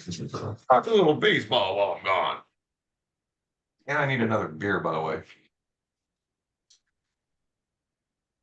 So you covering the citrus trees tonight? Because there might be a frost, right? No. So Oh warm for man, you? if it might get under 90 tonight Oh, jeez. for the first time in a while because it wasn't obscenely hot today. I mean, and it hasn't really been obscenely hot. I don't think we've cracked 120, but it's been a long stretch of like 115, 116. It is 74 degrees in Durham. Yeah, I think I got months and months and months before I see 74 degrees. Like there was supposed to be a big ass storm yesterday. Like, I got numerous alerts on my phone and stuff, and from what I could tell, a few raindrops fell. That was about it. It wasn't really windy, but and really windy when it's 115 degrees is a fun experience. It's like standing in front of the world's giantest hairdryer. The Zephyr. What do they call it? Chinook? Um, a boob. That's the dust storm. But yeah, you get those like little the dust devil like mini tornadoes that they're not like obviously as bad as a tornado, but like I've been hit by them a couple of times, and you end up with like sand in your fucking butt crack and stuff. Like even when you have clothes on, it's just like all this shit gets fucking like swirled around into your fucking nether regions. We should ask Jeff when he comes back about the tornadoes last week. It was like Yeah, that was crazy. a week ago tonight, right? I kind of lost track of the home run derby when that stuff was going on.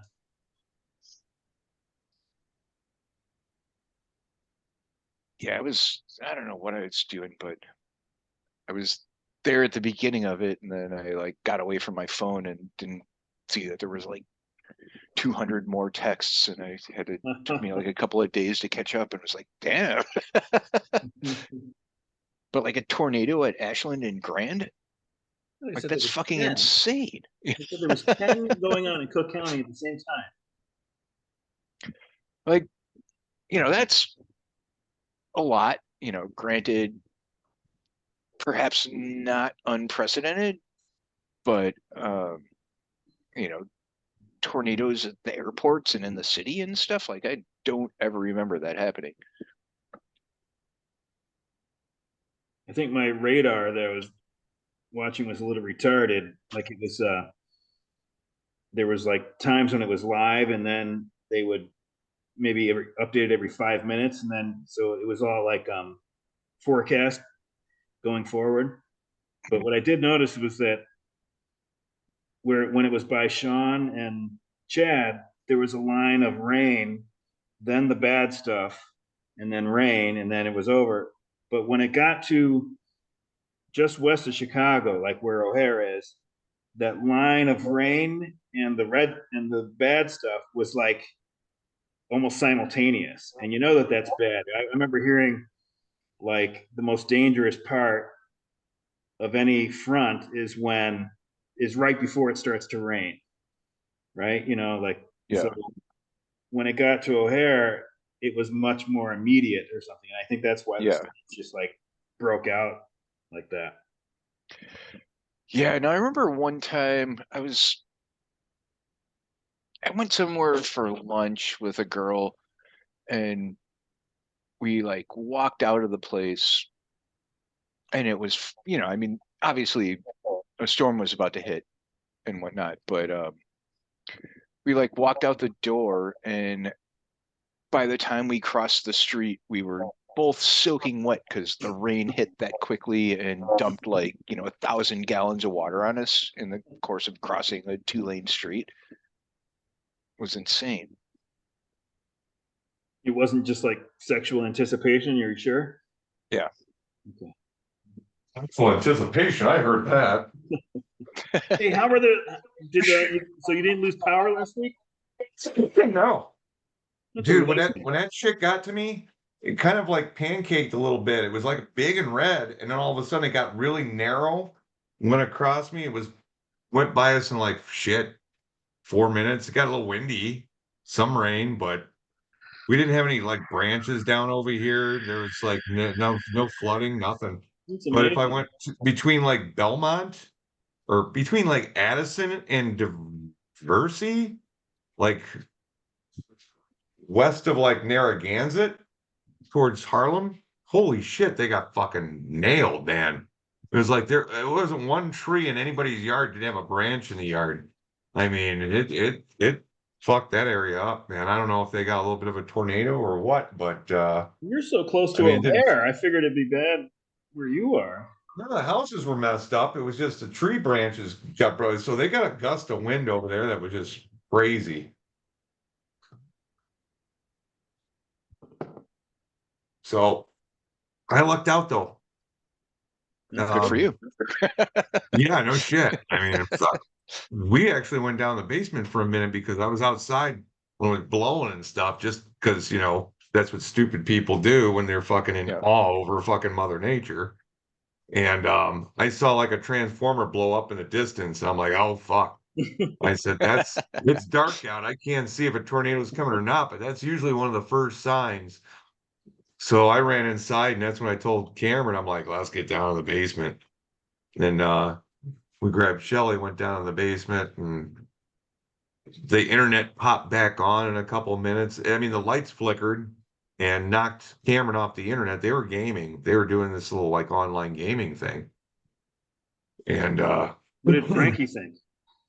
oh, I had to pull him downstairs with a harness on. He's like, "What the fuck? Why are you taking me down the steep steps?" I didn't want to go back outside, so I had to. I just had a hold of him and grabbed that handle and got him down. But no, it was that was a crazy one. You don't see that too often. Yeah, we I had a think it was storm here a couple of weeks worse in the ago that West Burbs.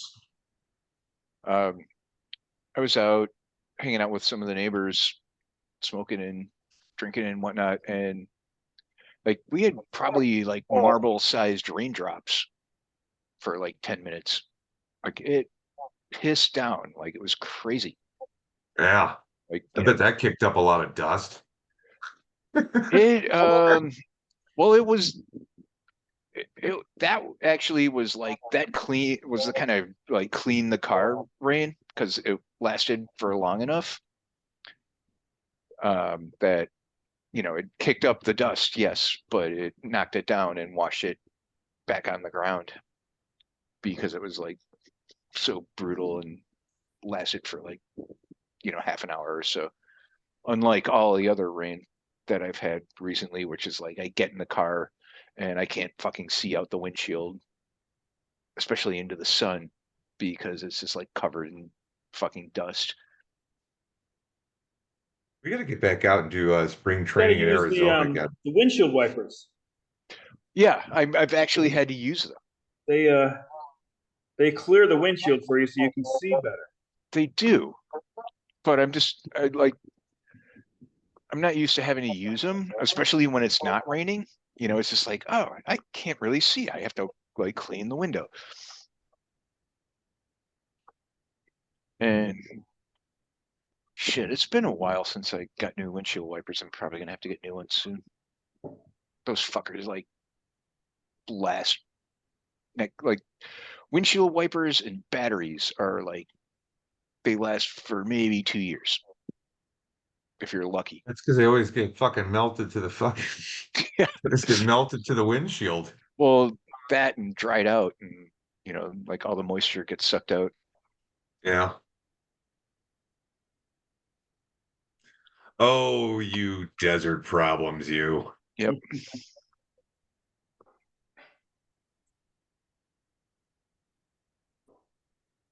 Well, Normie, Yeah. what are you looking at the rest of the year in the beer league and you got any plan for going into next year? I mean, you're not too far Uh, out of the money right now, right? well, I believe in seventh place, but I'm like 23 games out. But Like, how about fourth though? Fourth is yeah, 13 and a half. I think I'm still like, if I was whoever's in fourth place, I wouldn't be particularly concerned about me catching them. But, like I've been on a good run for the last few weeks, so we'll see. It's just like, losing Albies might be a, benefit to me because he has been underperforming all season, and he was like one of those guys I was counting on to be like the Albies of last year, and he's been a ghost of that. So Yeah, just these are getting this his year. ass out of the lineup for the next 8 weeks might allow me to find somebody else, off the scrap heap that's hot and get lucky. Might make a trade here with Jeff, trade him some pitching for an outfielder. You just said you already have 9 outfielders. Well, I do, but I could get rid of almost all of them. You know, like I'm starting Andrew fucking McCutcheon. I had him this year. I think a couple of Andrew fucking McCutcheon. I mean, I love the guy. He's a decent player, but he's not like, he's not the guy you want starting on your fantasy team in 2024, like, but as like a bench outfielder. yeah, That's fine. but I have to count on him at this point because of the platooning and all of that shenanigans. Said So, shenanigans. I could upgrade like I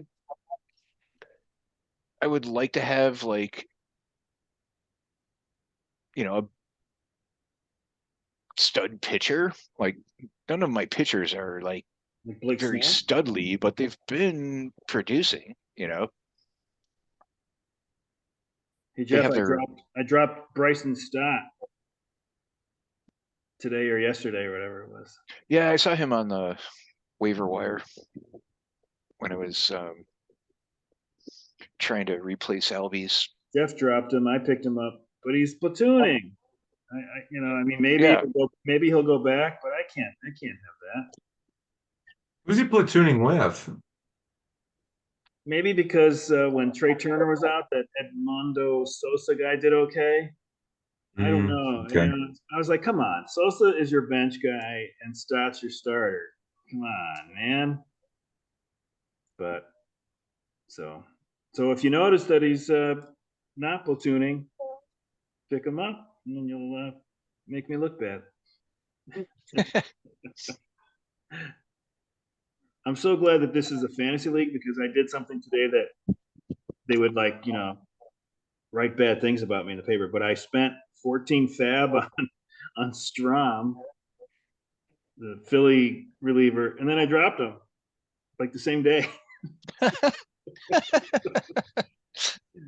I do it all based on the depth charts. With relievers, what I do is just all depth charts. I don't do any projections or anything for them. And somebody else got shifted ahead of him on the depth chart, and it knocked him down below, other guys. So I picked up some guy from the Red Sox, Bernardino, or yeah, whatever. but he can still get holds. If he's not the closer, But doesn't he's matter like what. now he's fourth on the depth chart. I like to have guys in the top two, top three the most. Like I Yeah, don't want anybody below three. So, but we'll see. Maybe that'll be a. yeah. I've got Wasn't my best day as a GM. an interesting thing with Kenley Jansen didn't go on the trip to Colorado because of his heart issues. Ah, Mm. so you missed So out like, on Colorado. That's not bad. yeah, I guess now that you point that out, it's probably a good thing. But like I don't have him for the next couple of games, but I do have that Kirkering guy from the Phillies who's like my backup reliever Maybe for. Kirkring's the guy that got moved up ahead of Strom. It's all connected. See, Well, I was kind of hoping he'd end up being the closer at some point because I don't think the Phillies closer is like Mr. Lights Out closer guy. they've got Alvarado and Hoffman, right?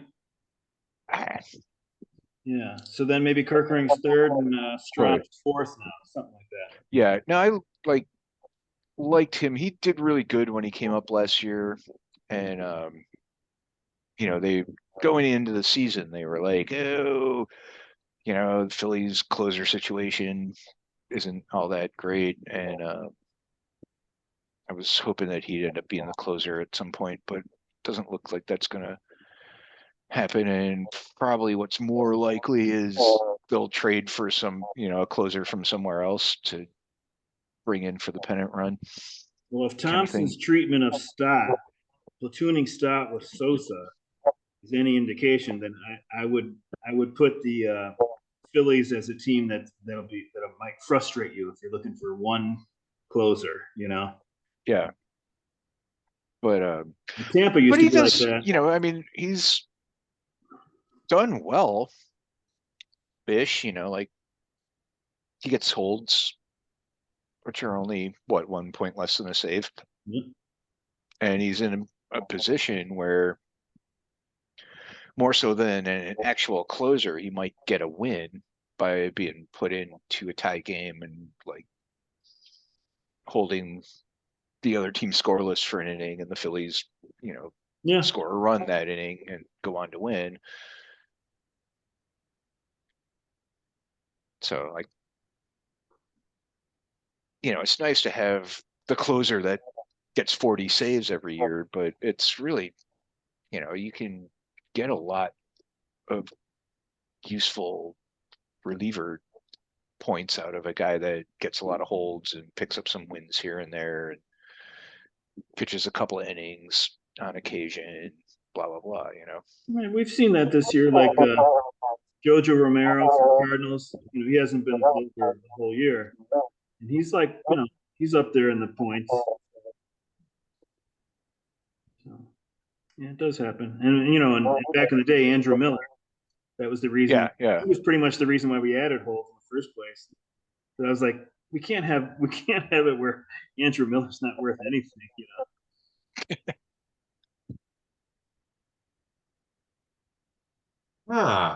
So Normie, I might be sending you a deal. Matter of fact, I think I'm going to do it right now. And let's see if you accept this deal.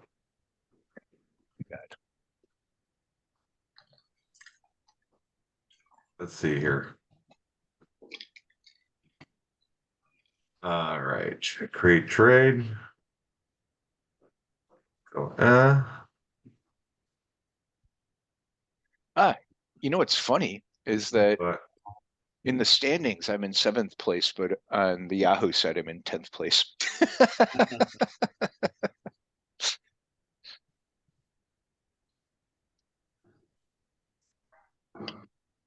what?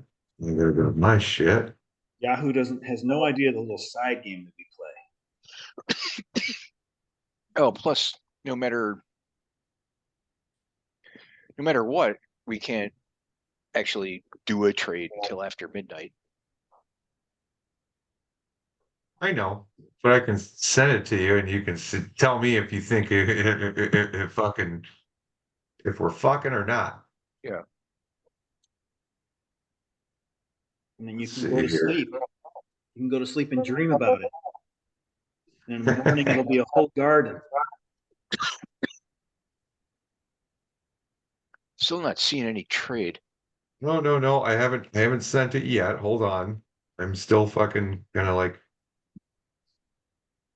He's just trying to pique your anticipation. He's trying to whet your appetite for the trade. Could this be the first trade consummated during the podcast?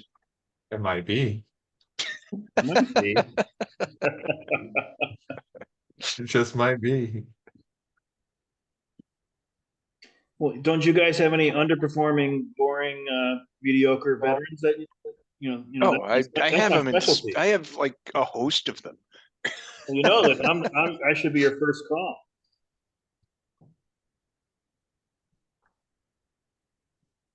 All right, I think I'm almost done here. One, In the past, two. I've traded away Michael Harris, Corbin Carroll, Francisco Alvarez.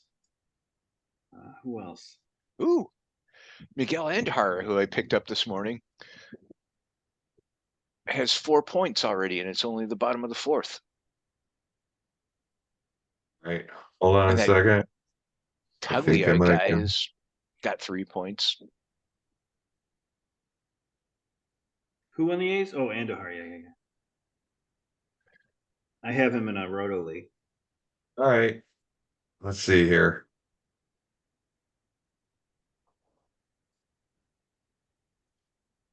Let's make sure.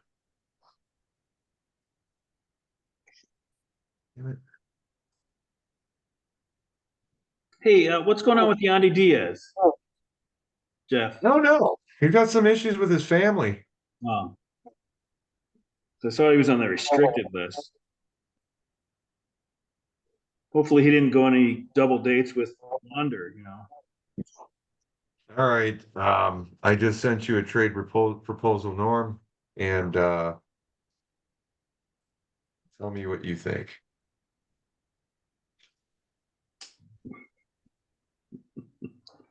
He's on the restricted list, which means basically he's not getting paid while he's gone. So there is something going on. And I guess we'll find out. Hmm. Maybe I'll look at trade rumors over here and go to Tampa Bay and see if they say anything about it. Are you reading a high screen? What are you reading? Is it up on the ceiling? Who, me? Yeah. Yeah, my screen's like way higher than the webcam. I have like this thing I put my I thought a computer plane was screen on. landing or something. My cat has this habit of wanting to lay like right here. And if my monitor is on the desk itself, then I can't see the monitor because the cat's in the way. And Did you ever do this move? which one? Swoosh, a swoosh move. Um, Take the cat, and then the cat jumps onto the floor. yeah, I mean, I do that from time to time, but anywho, like, and I also like I got this little thing that the monitor goes on top of that I wanted to get so that it would put it above the cat, but it also turns out it was a great place to slide my laptop underneath, which now I can connect my laptop to the internet at the new place. But Why is that? because I would have to get like a Wi-Fi thing. Like I've got a modem that is hard connected, and I really like that so much better than Wi-Fi because it works so much faster. Did my But trade come through? yeah, it did.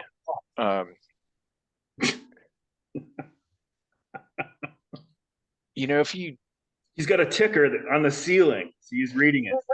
There's a if we were, spider in the corner. I My would go for baby's the daddy. I would go for that trade if Salas and Lively were dropped out.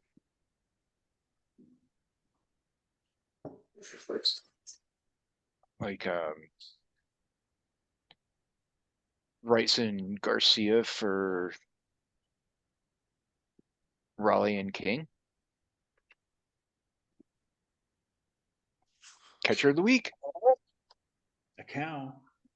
A cow.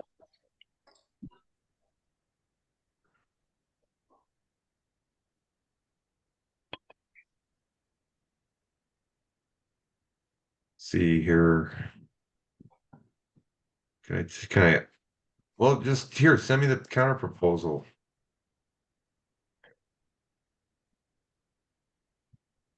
Oh God.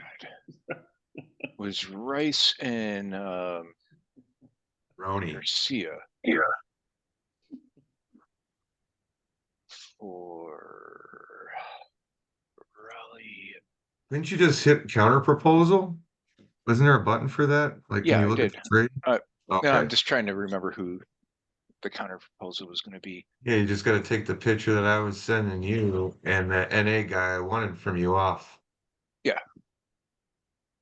I think I managed to accomplish that. All right, I'm going to send you a trade now. I'm going to send each of you a trade. We'll get 3 trades done. It's so much easier to make trades when you're like talking to people instead of like sending emails and trade proposals back and forth. I reject your trade. No.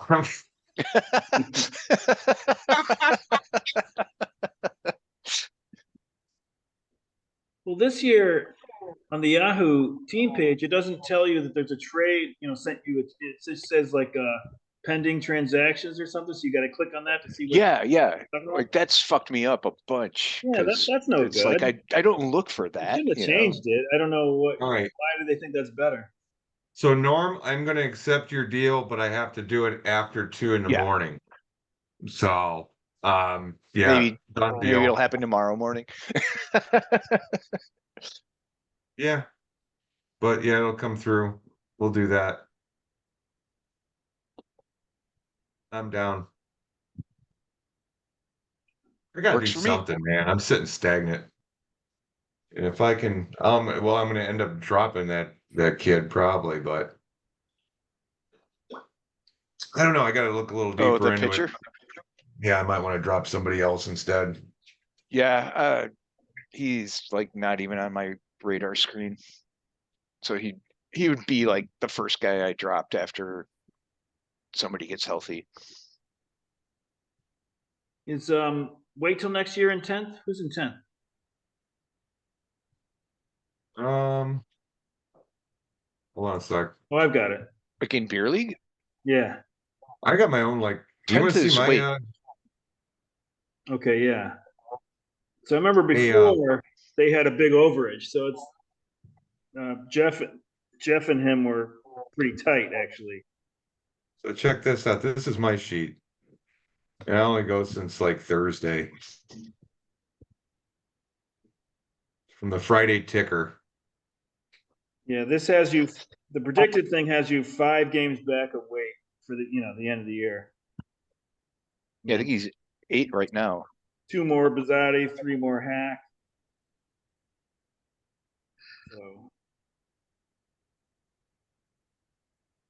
we got 10 weeks left now.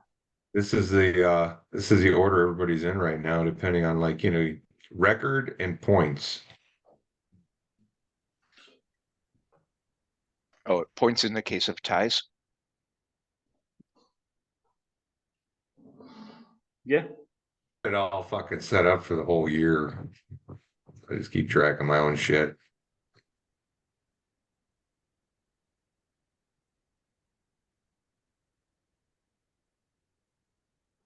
Well, that was the first trade that's ever been done on the podcast live. But it Nice. wasn't really though. It's not Yeah. officially accepted. Well, we could keep the podcast going for like You want to? 5 more You want hours. to make it a marathon? Well, yeah, it'll only Fucking, let's be get about Jerry Lewis out here and some crippled kids. 4 more hours. Well, Norm, I'm glad that you finally were able to get on with us. Now it's only Steiger that hasn't done it, and I don't know if he's going to actually do it this year. Yeah, you probably have a bigger time challenge with him than you do with me. Oh, absolutely. I was trying to get him to do it the Sunday before the All-Star break because Jeff and I could do it in the afternoon, early mid-afternoon, and that would be like mid-evening for him. So, but Yeah. he wasn't up for it last Sunday, and so I don't know. Probably won't work this year. Well, No, now that's too I've got bad. it. I'm set up to be able to do this. So Yeah, you've actually got a good picture and everything. You're like really looking up. Yeah, it's just the like I might be able to figure out a way. Like Almost the like you're in a camera, movie I can theater. put it on top of the screen, which would probably be ideal, but the cord isn't long enough to actually Oh, if do you put that. it up on the top of the screen, maybe looking right down on top of your head. the drums in the background look nice, unless those are Yeah. hot boxes. I'm not I sure. love the way you have the stool like set right on top of the other drum. It's almost Yeah. like looks like a rocket behind you. How's Trikus doing? Pretty good. We found a bass player. We played a show a few weeks ago with this band Paralandra. They're from somewhere in Missouri. And they were pretty good. And it was weird because the singer was this girl, like she played guitar and she's a singer, and the lead guitar player in the band is her dad. And it's like, how shitty would that be? Like you're on tour with your band and your dad's in the band, like you can't get laid at all. Well, she might be fucking her dad. Well, I doubt it, to be honest, I because doubt it.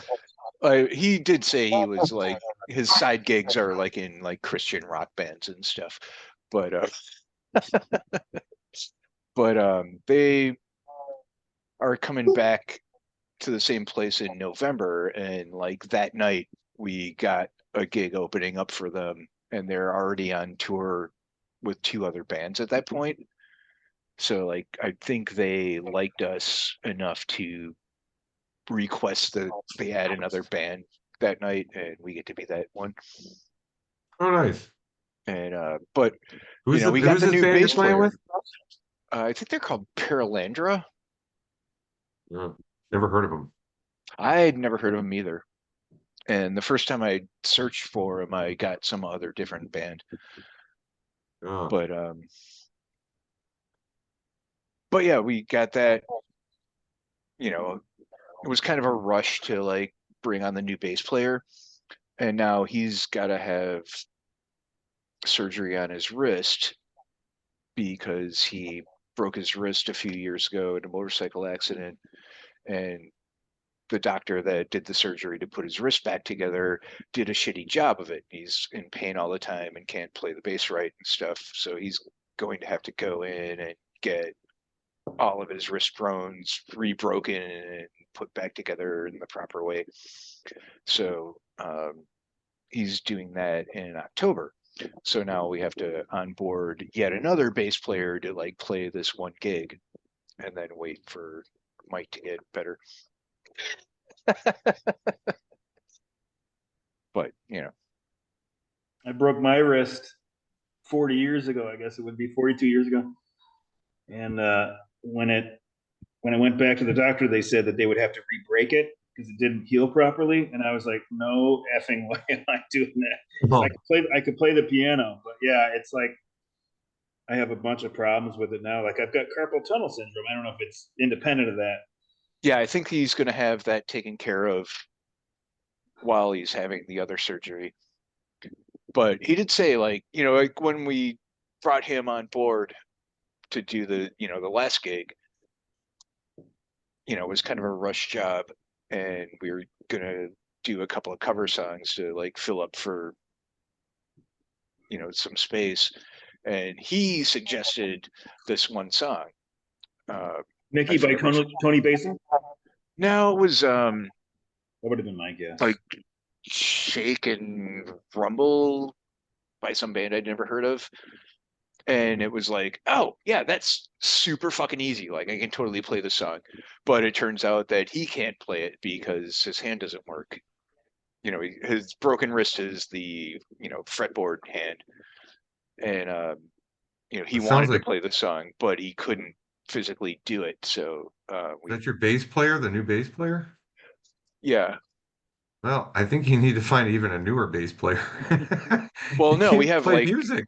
we have an interim guy like lined up to cover the next gig, but it's going to take the old new guy to a few months to recover from surgery and shit.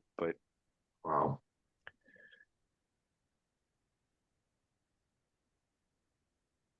But yeah, All no. right. Well, that was the podcast And drama. Strikers update.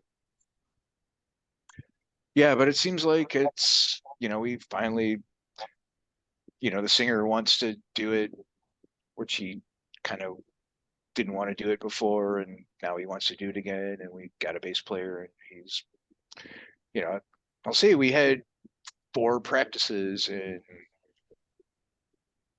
he learned all the songs Where do you practice? at the guitar player's house. So you Like got to move all your shit. I think if like once Mike's recovered from his surgery and shit, like we might end up getting a practice space, which would be fucking godsend for me Yeah. because I would get to actually practice. Do you bring like just a few drums to the practices, or do you bring the whole thing? I usually bring the whole thing just because I practiced with a different band that I was in a few years ago. Um, and we would go to like those places where you pay by the hour and like you bring your, you know, well, you can bring whatever you want, but you don't have to bring anything other than like sticks. And so it was like, I was always, yeah, I just want to bring drumsticks. That's super fucking easy for me. We Maybe I'll practice bring my here, bass drum pedal. and the drummer he just brings like a snare and maybe high. He'll bring like a cymbal or something. But at least he's got most of the set here. I mean, just to practice on. Is that his set or yours? That's our set. Just like a starter set or whatever. But Yeah. it's better. He doesn't have to lug too much stuff. Yeah, but it's like, it's convenient to not have to move shit. Like, let me tell you, as a drummer. But at the same time, there's no, it sucks to like get used to playing on this drum set and then have to play a different drum set, especially when there's different amounts of drums. Like, Yeah. like the one I'm playing currently, I like have one extra drum than I used to, and it throws off everything from like, when you're used to playing a song a certain way, and now all of a sudden you have like an extra thing to incorporate into it. It throws off like, stuff. A lot of shows like the drummers will share a set too. So like you're playing a strange set. Yeah, that's what I So thought we were going to have to do with that last show, but they just left them set up, so I had to use one less floor top because I would have taken up the entire stage if I'd used both of them. So, that was one of those like, oh shit, I've, you know, played the drums 4 times in the last 2 years, and now I have to do it with like one less drum than I was expecting. Jeff, Norm had But to pare down. He used to, he was famous for his triple bass drum. Ooh, But now he's just using the single. yeah. Those pedals must have been expensive. You get that one pedal for the double pedal for like all three bass drums. oh god, You'd have to have four then. you, you have no idea how expensive my bass drum pedal was. Oh, I know my brother paid for a few of them. They're pretty expensive. I played with a drummer that had two bass drums, and we had to beg him to just use that pedal, the double bass. But he said like but I tune the two bass drums different, like so. And I was like, What? okay, that's a Why sacrifice. would you do that? I don't know, but That's weird. he did. But he had like those. He had the biggest set. It was crazy. And then it pared down to a normal size set as time went on because it was so impractical. But he had those, what are they called? North drums. They're really heavy and they flare out. It was like an 80s thing. Oh, like the acrylic. He had racked. So yeah, it was such a huge set. Oh, so yeah, Yeah, now we I finally remember got him those to be, things. have a normal size set. Yeah, mine's not like ridiculous, but I've got like, a bass drum, a snare drum, 3 rack toms, and 2 floor toms, which is more than I usually would use. But You guys got any videos online? yeah, Hold on.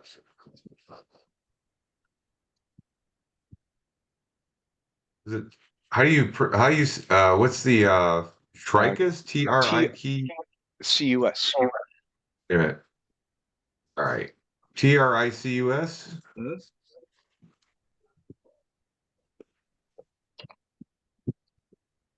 Tricus live.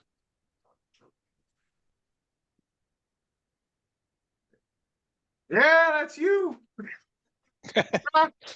Holy shit. Hold on. You want to see some shit from back in 2016? God damn it. Here we go.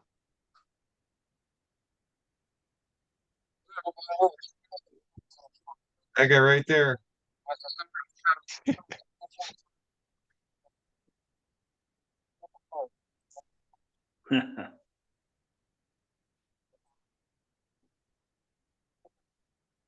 Is he the one that fucked his hands up? Now, um, this guy that's talking right now is dead, and the bass player was the shorter guy. I haven't talked to him in years.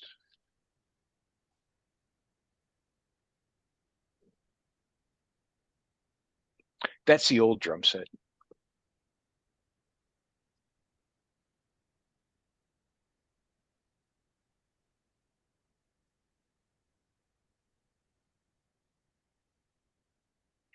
But yeah, the guitar player and me are the only two like original members left.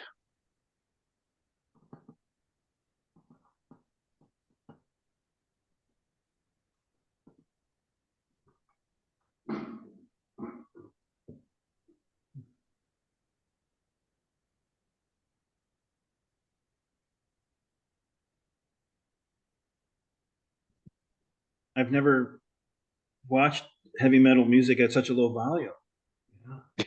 Right?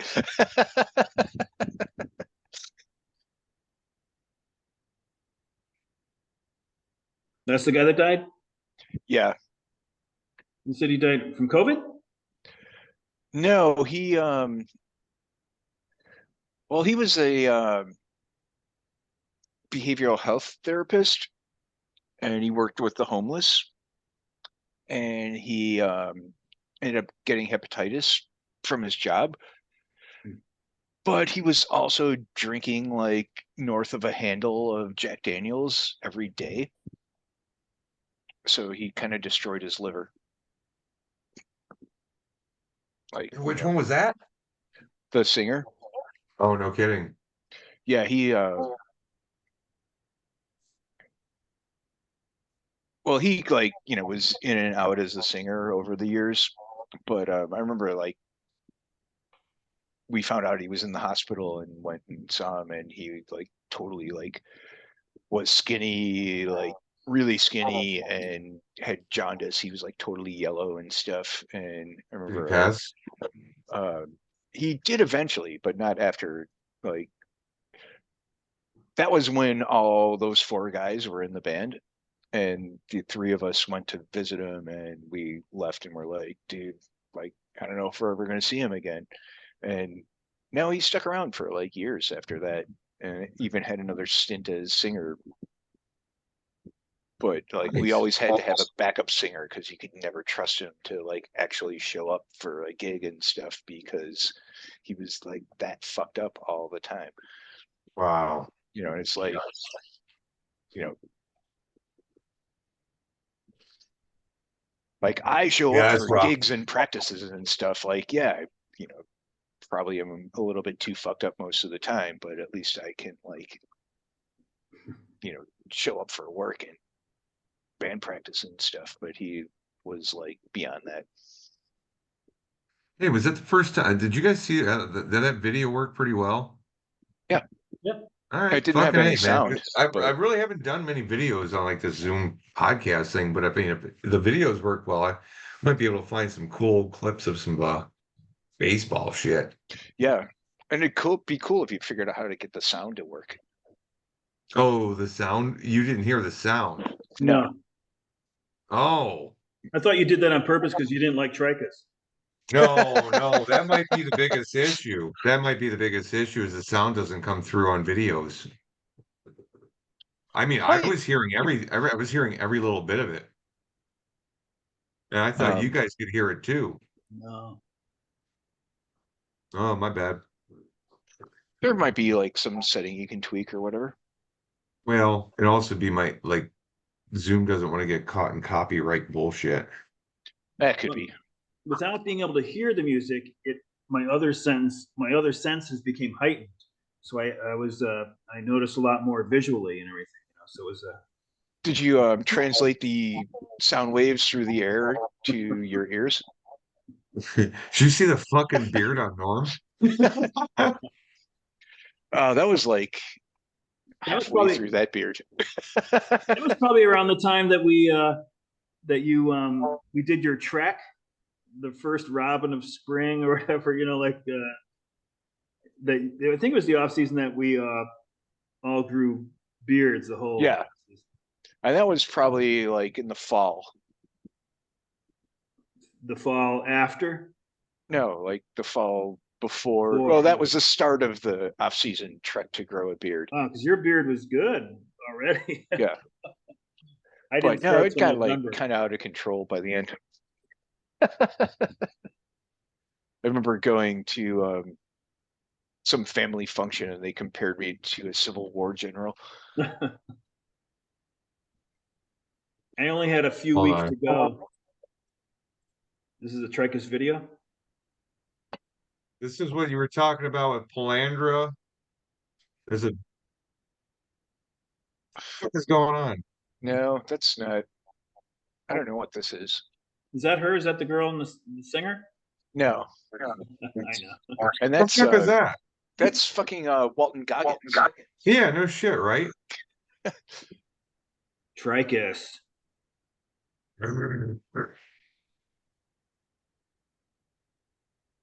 That yeah, I don't know what that fucking was, man, but it was like you're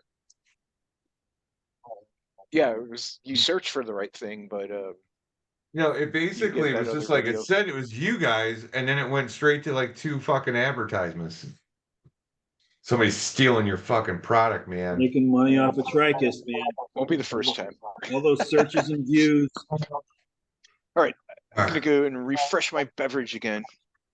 Be right back. How's your box of wine? Oh, I brought a new box down. Oh, I'll be drinking out of this for 2 nights. No, it does last. do you leave it downstairs or do you No, take it no. upstairs with you? I bring it down. I bring everything down. I get, a half hour before I get ready. I got my computer down here and the box of wine, set up. Well, what I'm saying is, do you take it back upstairs with you Oh, yeah. when you, okay, yeah. I sleep with it. It's kind of like Nice. my teddy bear now. Yeah. Looks like a big fucking box of orange juice. It's like this, like fold out. The old milk cartons. This is the Boda Box Brie, which I find to be the most masculine of all the varietals. Yeah, it looks like she's got an Audi. Low calories and carbs, which is the sign of a good wine. Calories and carbs. Yeah. It says once open, stays fresh for 30 days. I don't need 30 days, I'll tell you that. No, Overkill. the good wines will go bad in like 2 weeks.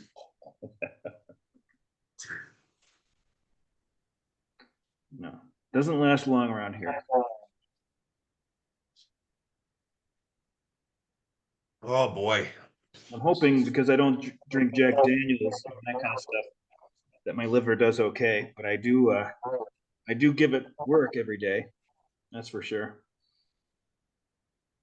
Thing is, if you're drinking half a bottle of fucking alcohol a day, yeah, you're gonna fucking get cirrhosis. You're gonna get that shit, or even more. Half a But bottle would if be you're just 13 or having a 14 couple of, ounces. if you're having like maybe say 5 or 6 drinks a week, or even if they're just like alcoholic drinks or whatever, yeah, I don't think you've got too much to worry about. I don't know. That's just me. Yeah, I'm probably doing about 6 or 7 a day, something like that. I'm talking about like liquor, not like wine or beer. I'm doing like the you know the equivalent. Yeah. Like 2 wines is equal to 1 shot. Yeah, well, 5 ounces of wine is equal to an ounce of liquor. Yeah.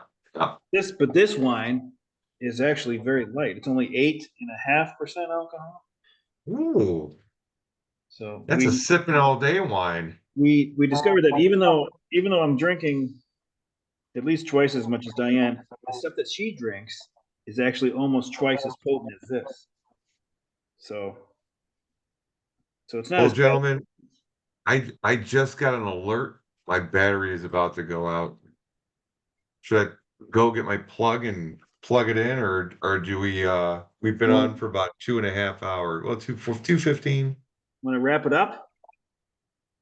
Probably not a bad Yeah, idea. All right. yeah. Well, Norm, thanks for coming on with us, and good luck to all three of us the rest of the year. Yep. May your beer league dreams come true. Maybe not lose another game the whole way. Yeah. That'll And probably end up may that with like Lou, me, and you 1, 2, and 3. may that trade work out for both of us. Yes. Yep. So, and then you know what? Nobody's really going to see this until tomorrow anyway. That trade will be accepted by then. So, It'll be yesterday's news. yeah, really. It's like, Jesus, that just happened. That just happened Oh, like and 5 minutes ago. you get to accept it earlier than me, so I'll be able to That is actually like true. implement it. Maybe they won't. Yeah, that's true. Yeah, it's True. already. Is it already tomorrow where you are, Norm? Like you're across the date line, aren't you? Yeah, no, it's like 8:18. But is that So, yesterday or today or tomorrow? well, that's an interesting question, Lou. Depends on what plane you're on. We were thinking of having you and Steiger on the same podcast, and that's the real difference. That's 9 hours, I think, between the two of you. I'd be all up for it if we could work it out. Yeah. It'd probably have to be a weekend, but Yeah. Absolutely. or if we set it up long enough in advance, I could take the day off. Mhm.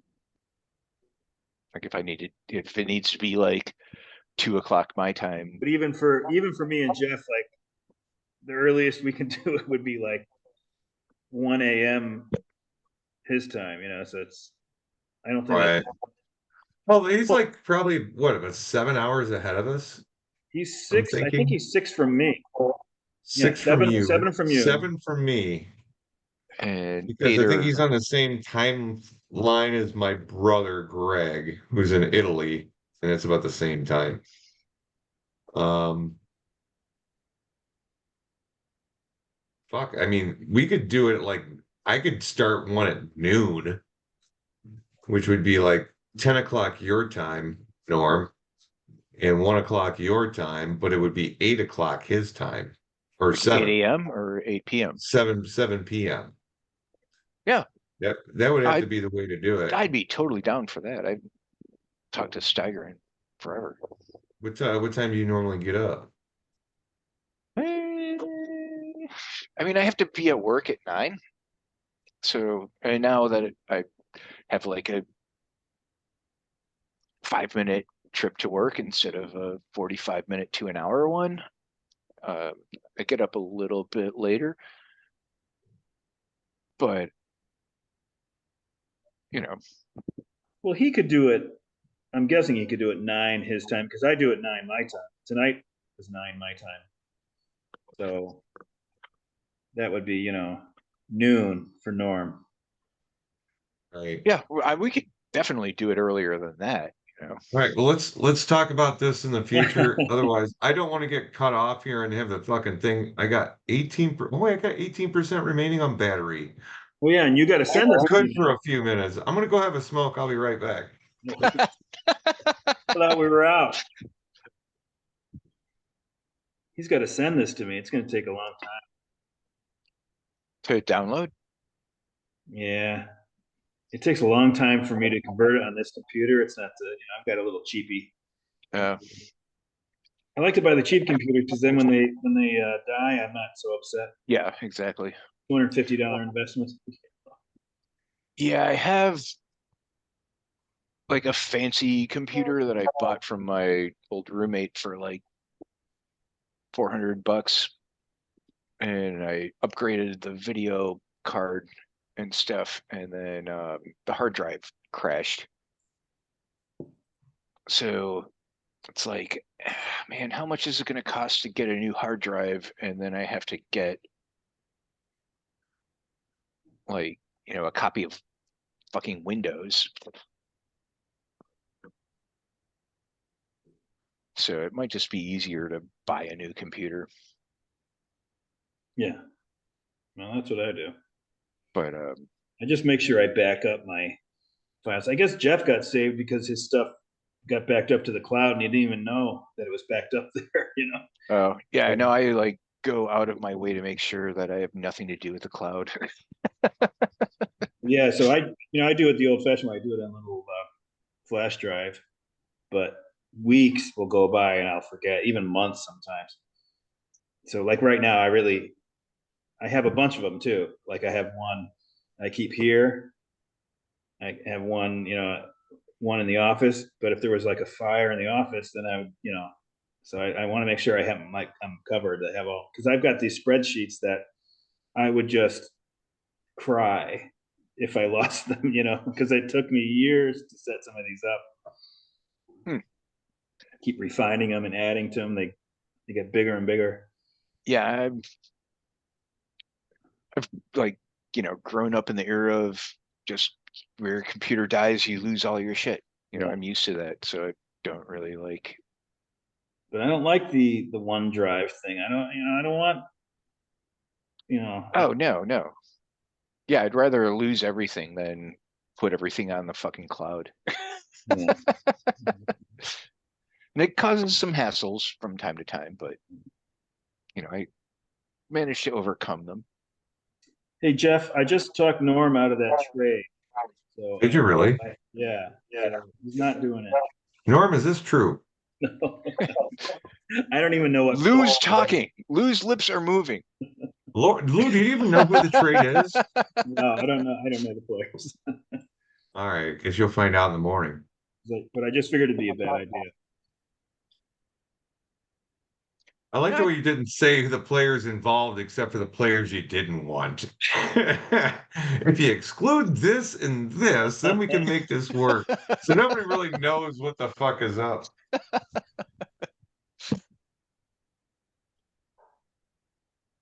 But no, I went through like a whole fucking thing at the outset of the season where I had claimed Frankie Montes and Chris had, Is it I Frank think there E. was, Montes or Frankie Montes? yeah. But it was like a weird thing with the waivers and like after the draft, and like I ended up with this guy that Chris thought he should end up with, and so we just like swapped those two dudes. Yeah, what was So that? I don't remember what happened. man, that was months ago. Like you expect me to remember that? But it was something fucked up in the processing. Like I think it was like Yahoo's fault, to be Yeah, because honest. he But showed it was his something screenshot. where like, Chris was expecting to get this guy, and um, I was like, oh, I really like he was the guy I really like. My first waiver claim after the draft was like, oh shit, I forgot to draft this guy. I want to get him. And so I put in the claim, and he might have been higher than me or something, and it didn't work out right. But that was the resolution was uh, Frankie Montes for Salas, and Oh, maybe there was a financial consideration thrown in there somehow. But that was like the resolution to a sort of conflicty type thing. The And auction dollar trading was Jeff's contribution, but we haven't really used it too much. You oh, know, I try and people use it kind all of the hold time. out. People Here's the don't. thing. There's guys that get drafted that go on the 40-man roster before the end of the season's up. And especially if they're pitchers that are drafted out of college and stuff, like Paul Skeens and shit Yeah, like that. So, I mean, there's guys like Nolan Shanwell last year fucking came up in Langford this year. August. Yeah. So, I mean, it's just like there's guys that go on the 40-man roster. Those are the guys. I'm not going to give you any more information I already know. But anyway, Are you talking Eh, fab dollars? Because I'm talking auction dollars. I'm talking fab dollars, Yeah, no, auction but dollars.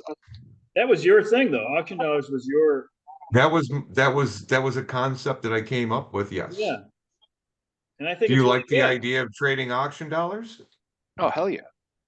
We've never really gotten out of control with it. You know what I mean? No, and I think there's like technically a limit on it, right?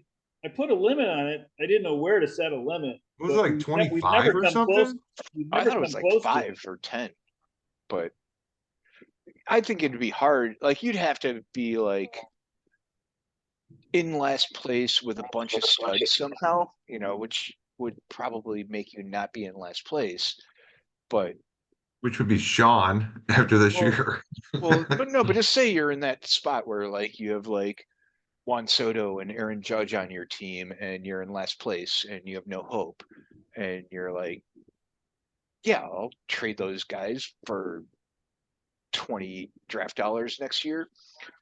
If I was in second place, I would totally trade $20 from next year's draft to have this guy for a year and know that I can't match him. But if he's going to win me the league this year, I'd do it. Yeah. Right But, now, in the rules, it's 15 right now, but okay. I'm open to. I mean, but it doesn't even seem like it's too low because No, I think that's a because thing. in 2019 I actually traded away 10 auction dollars, and that's the most that anybody's ever traded away in any single year. So we've never even come up to it. But I don't know. I set it at 15 because that's the average, salary for a player. Well, we no, most people don't even come close to that. They might be up five, they might be up four, three, two, one, Yeah. maybe. I mean, it just, It's always people hold generally that been stuff single valuable, digits. so they keep it a little closer to the chest. Yeah. But now we have the I love the fact that it didn't get out of hand. And then we don't Well, have somebody just like fucking trading all auction dollars and then they fucking leave the league.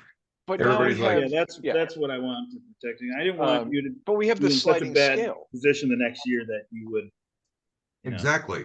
And I totally get But that. we're in that thing now, the paradigm where we have the sliding scale of auction Yeah. budgets, due to standings. So I could see where somebody would be in position to have a lot more dollars for the auction, Yeah, but they might be willing technically to they trade some could. away. Yeah, especially if And you finish in fifth, you're gonna have pretty much the most auction dollars. I think the way it is right now, fifth gets like and 20 more also the dollars than first first. dibs on all the Yeah. off season shit. So So So if that person if might, you're in fifth place and you yeah, can get a good fucking player, you can trade a bunch of auction dollars and get that player and then hold on to him. And that's actually a good fucking move. yeah, and Knowing that if you're also like might this. push you into fourth place or third That's why you place. don't fucking quit on this league. You keep Exactly. playing until you fucking get as far up as you can to get as many fucking auction dollars as you can. You don't quit. You don't sell off. You try to improve one way or another by, just like what we did. You know, my hitting's a little better than yours. Your pitching's better than mine. Done. You know, Yeah, it's sad that King had his little tiny run with me because I traded for him earlier this season. oh, so here you go, letting the cat out of the bag, huh? with our But with no, our but he's also an ex-Yankee, so I had high hopes for Right. him. And you know, I forget who I traded with to get him, but it was like, yeah, yeah, I need pitching, like because all my So pitchers are Lou, I'm going injured. to tell you what the trade is right now. okay, It is Ben Rice and Adolis Garcia for Cal Raleigh and Michael King. King. And Jeff's giving me 7 auction bucks. No, I'm not at all. I guess I like Raleigh and King. I think I like that side of it. I think that's a I pretty don't know good what to deal, think right? about Ben Rice. He just came out of nowhere for me, so I don't, I didn't know anything about him before this year. He was a Yankees prospect at catcher, but he also plays first base, and they needed a first baseman when Rizzo went down with a Yeah, broken he's got bone. a real path, right? He could take over at first. Well, I don't think he has a real path, but How long is Rizzo signed for? uh, I think Rizzo's gonna be gone after this year. That's what I mean. He's got a real path to first, then, right? But I think they're gonna upgrade. Like, the Yankees will get a better first baseman than But Ben they might Rice. not upgrade Who's there going to be because available But next they year? might not. if they re-sign Soto, there's not. I think that would be a position that they would, if Yeah. Rice I looks mean, he good. has that chance. And he also has the chance to be in the catcher mix because he is also a catcher. Yeah, They're just not using him as a catcher right now because they need a first baseman. yeah. But I don't think he's and the Yankees do have like a couple other hotshot catching prospects that are like good You just want him to catchers. catch 5 games. That's all you want him to do. Like catch fucking Yeah. start 5 games. That's it. Well, Keep that C on them. yep. If he can do that for next year, then fucking A, $1 keeper for There sure. you go. Because he could be the backup catcher next year. Because I don't see them keeping Trevino and Trevino Wells, right? around. And Wells, he's been apparently doing okay, but they've got these two other kids that are coming. One of them's on my NA, I but think there's another Trevino one. would be the man out if they're. Yeah, I think because Wells would he stay. can't throw anybody out, and he barely can hit. So, he's good at doing all the other stuff that a catcher needs to do, but he can't throw out Yeah, base You want to runners, know and who he the worst catcher in the league for throwing people out is? Miguel Amaya. oh jeez. Oh, it's terrible. He's only like thrown out like 2 guys out of like 40 something fucking steals and shit. what team's he on? Cubs. Uh, How's the Yeah, playing Cubs. time? How's the playing time being distributed now with Nito? Is it 50-50 or I think Nito's getting a little more playing time than Amaya right now, to be honest with you. probably should? If But you know what? if Nito hits it all, I think the Cubs should trade for Danny Jansen. I've heard that. I've seen it. I like that. I think that's a good deal going forward. And I think Jansen's a good player that has been kind of roadblocked a little bit by just a lot of catching talent on the fucking Toronto. And he's had a couple injuries here and there, but the guy's he's a pretty solid hitter. I mean, I've had him for a couple years now. He's a pretty solid hitter. This year it's been a little bumpy, just because he's been hurt. But when that guy's healthy, fucking A, man. Maybe They they'll could get do due to put up over 20 home runs a season and they'll fucking knock in 65, 70 runs. maybe the Jays will trade him. Kikuchi, Vlad, Jansen, and Chad Green. They should fucking rebuild. the Jays. You know who the Yankees should get as a first baseman? Like either whether it's through trade or whatever? Christian Walker. That's like that's like right up their alley. It's been talked about a lot in the press, but I don't think the Arizona's going to give up on him though. I don't. They'd have Well, to fucking like way overload that deal. I mean, yeah, Spencer Jones would be in it, one of those fucking catchers you're talking about. A couple of yeah. No, I don't think pitchers. they're going to do that, and especially because he's a right-handed hitter, and you want your first baseman, especially on the right-handed heavy Yankees, like he's got to fucking be a lefty, Yeah. or at least a switch hitter.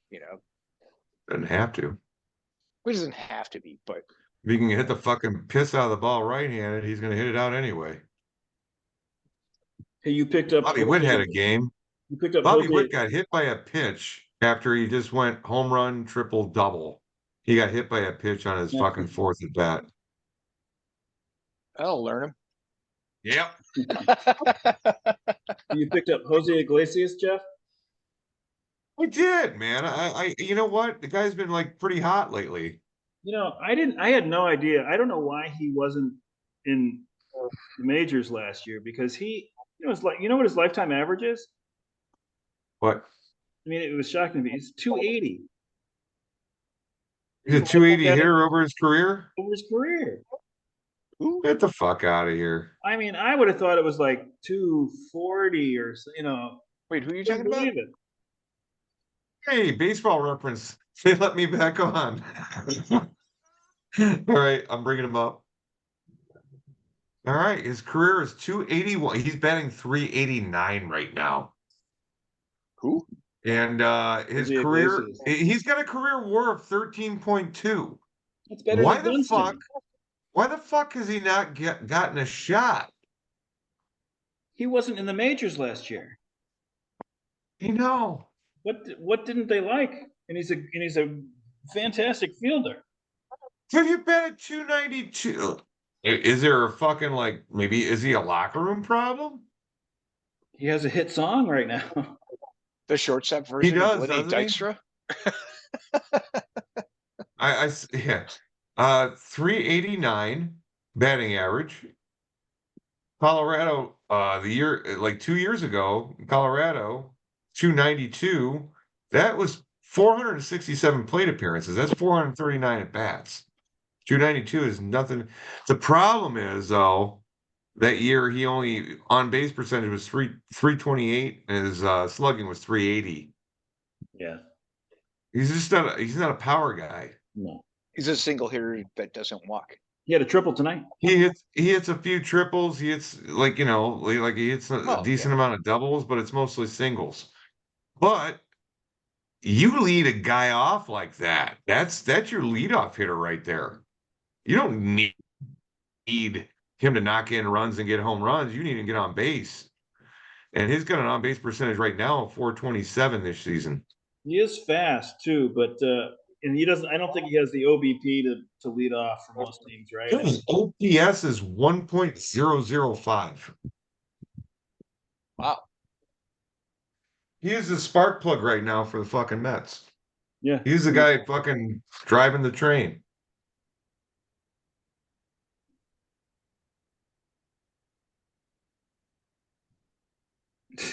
No. Sorry, I was looking him up. And then they realized, I can't pick him up until tomorrow anyway. No, Jeff got him. Oh, I've got him already. Oh, Yeah, he's on my roster, man. I'm like, I need a middle infielder. The good thing is he can play third too. And with having Yandy Diaz out right now, gonna need that. yeah, I grabbed some dude from the Tigers that's like a second base, outfield, maybe third base type of guy. Malloy? Who? Malloy? I don't even remember his name, to be honest. Oh.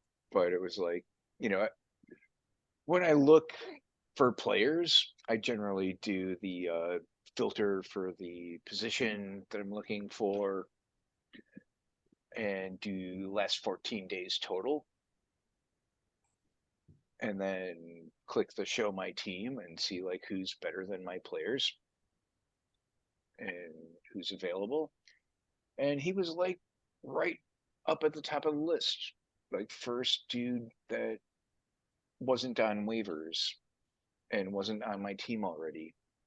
And I picked him up to be an outfielder, but then Bichette went on the DL and I had to move him to like an infield position. Man, Bichette hasn't helped your team this year, man. Not a No. fucking bit. Holy shit, man. I What didn't a know how disappointment.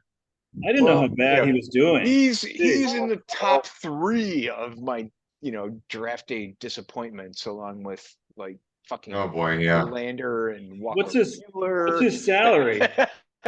Ozzy Albies. Like fuck. What's his salary? Who? Bichette. I I think got I it. kept him at like 33 or Yep. something. Yeah, I just looked it up. Yeah. That's a stinger. Great. Yeah. Oh yeah. That was like a You got to be thinking fucking like bad. 33. That's a good price. I thought it was a good price, for him because I also, was taking my flyer on the +11 Volpe.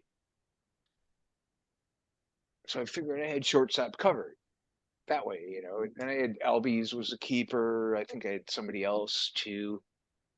What's Albie's at? I think he might be like 18. I think I put a +11 on him, and he was like 7 last year. It's 24. Oh, okay. So, but did I put the +11 on him? I don't know, but probably if I'm almost positive because I wouldn't have paid 24 for him last year. you retained him at But 24. Yeah. yeah, I think those two were the Oh yeah, guys I yeah. did The the plus 11 +11. guy. If you didn't take him the auction, then definitely because they don't count as that. I had a great day at the plate today. Holy Moses. I got my hitters got me 60 fucking points. Nice. If mine give me Yep. 40, I'm thrilled. I had 2 triples, 4 home runs, and 3 doubles.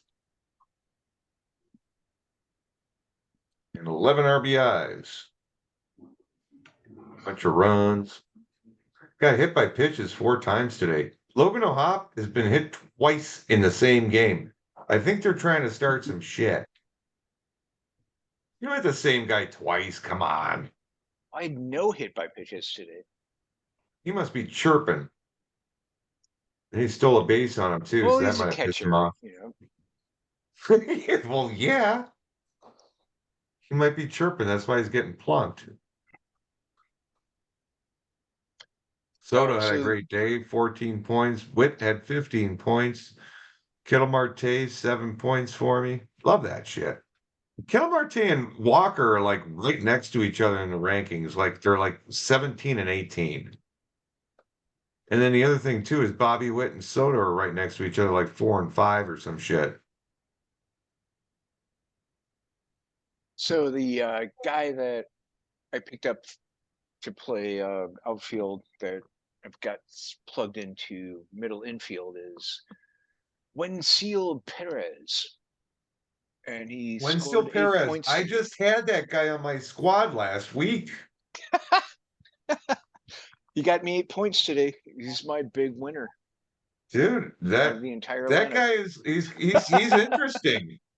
He's interesting, but it's like I was fucking streaming fucking middle infielders because like it seemed like he was playing every other day. And I don't know. Or he didn't have a couple good games for me while I picked him up. I'm like, well, it's just another one of these fucking whatever. Well, he's been putting up a steady stream of points, but Yeah. 8 today, 2 yesterday, 2 the day before, 7 the day before, 0, coming off the bench, 2, coming off the bench, 2, 4, 3, Yeah, 2, I was 2, getting the like the blah blah blah. little fucking scores. So it was just like I mean, I had Tiaro fucking what's his name from San Francisco. Oh, Uh Tyler Strada. Gets yeah, Estrada, Tiaro Estrada. Espinosa.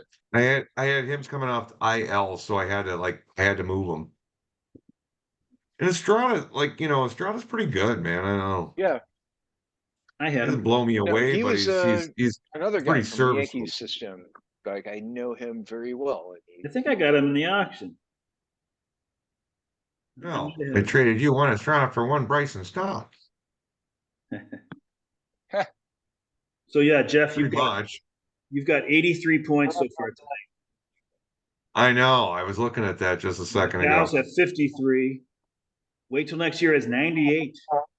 Oh yeah, there's a couple guys that are fucking up there in the 90s, almost 100. Gags have 37.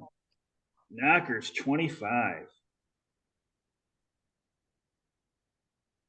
Hack has 31. That's the bottom three. All right, the Cubs beat Milwaukee. That's because they got a superior manager. Yeah. No? I thought everything was because of Oh, the manager. No? Oh, I tell you what, no, I mean, I was telling you, it's like I think the bench coach was giving him a little bit more cred than he was worth. Because the bench coach took over the Brewers. His old bench coach took the Brewers over, and now they're even better than they used to be. And now the Cubs suck. There's probably, I don't know, maybe there's this like little collusion thing going on. It's like, dude, I'm gonna make sure you win the division, and next year I'll do it. I don't know. It's goofy. Anyway, the Cubs win, and the scoring was Hap homer, Talkman scored on a wild pitch, and Bush singled to center, and Maya scored. The only score from the Brewers was Willie Adames hit a home run to deep center.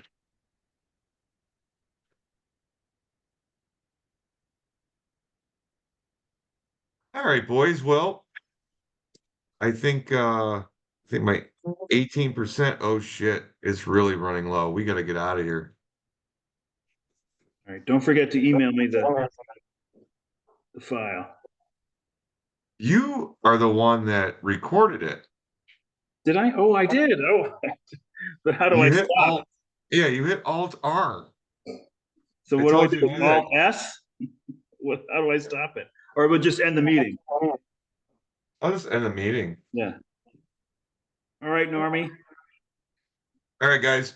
Well, good to see you, Norm. Good to see you, Lou. Good luck this week, and trade will go through in the morning.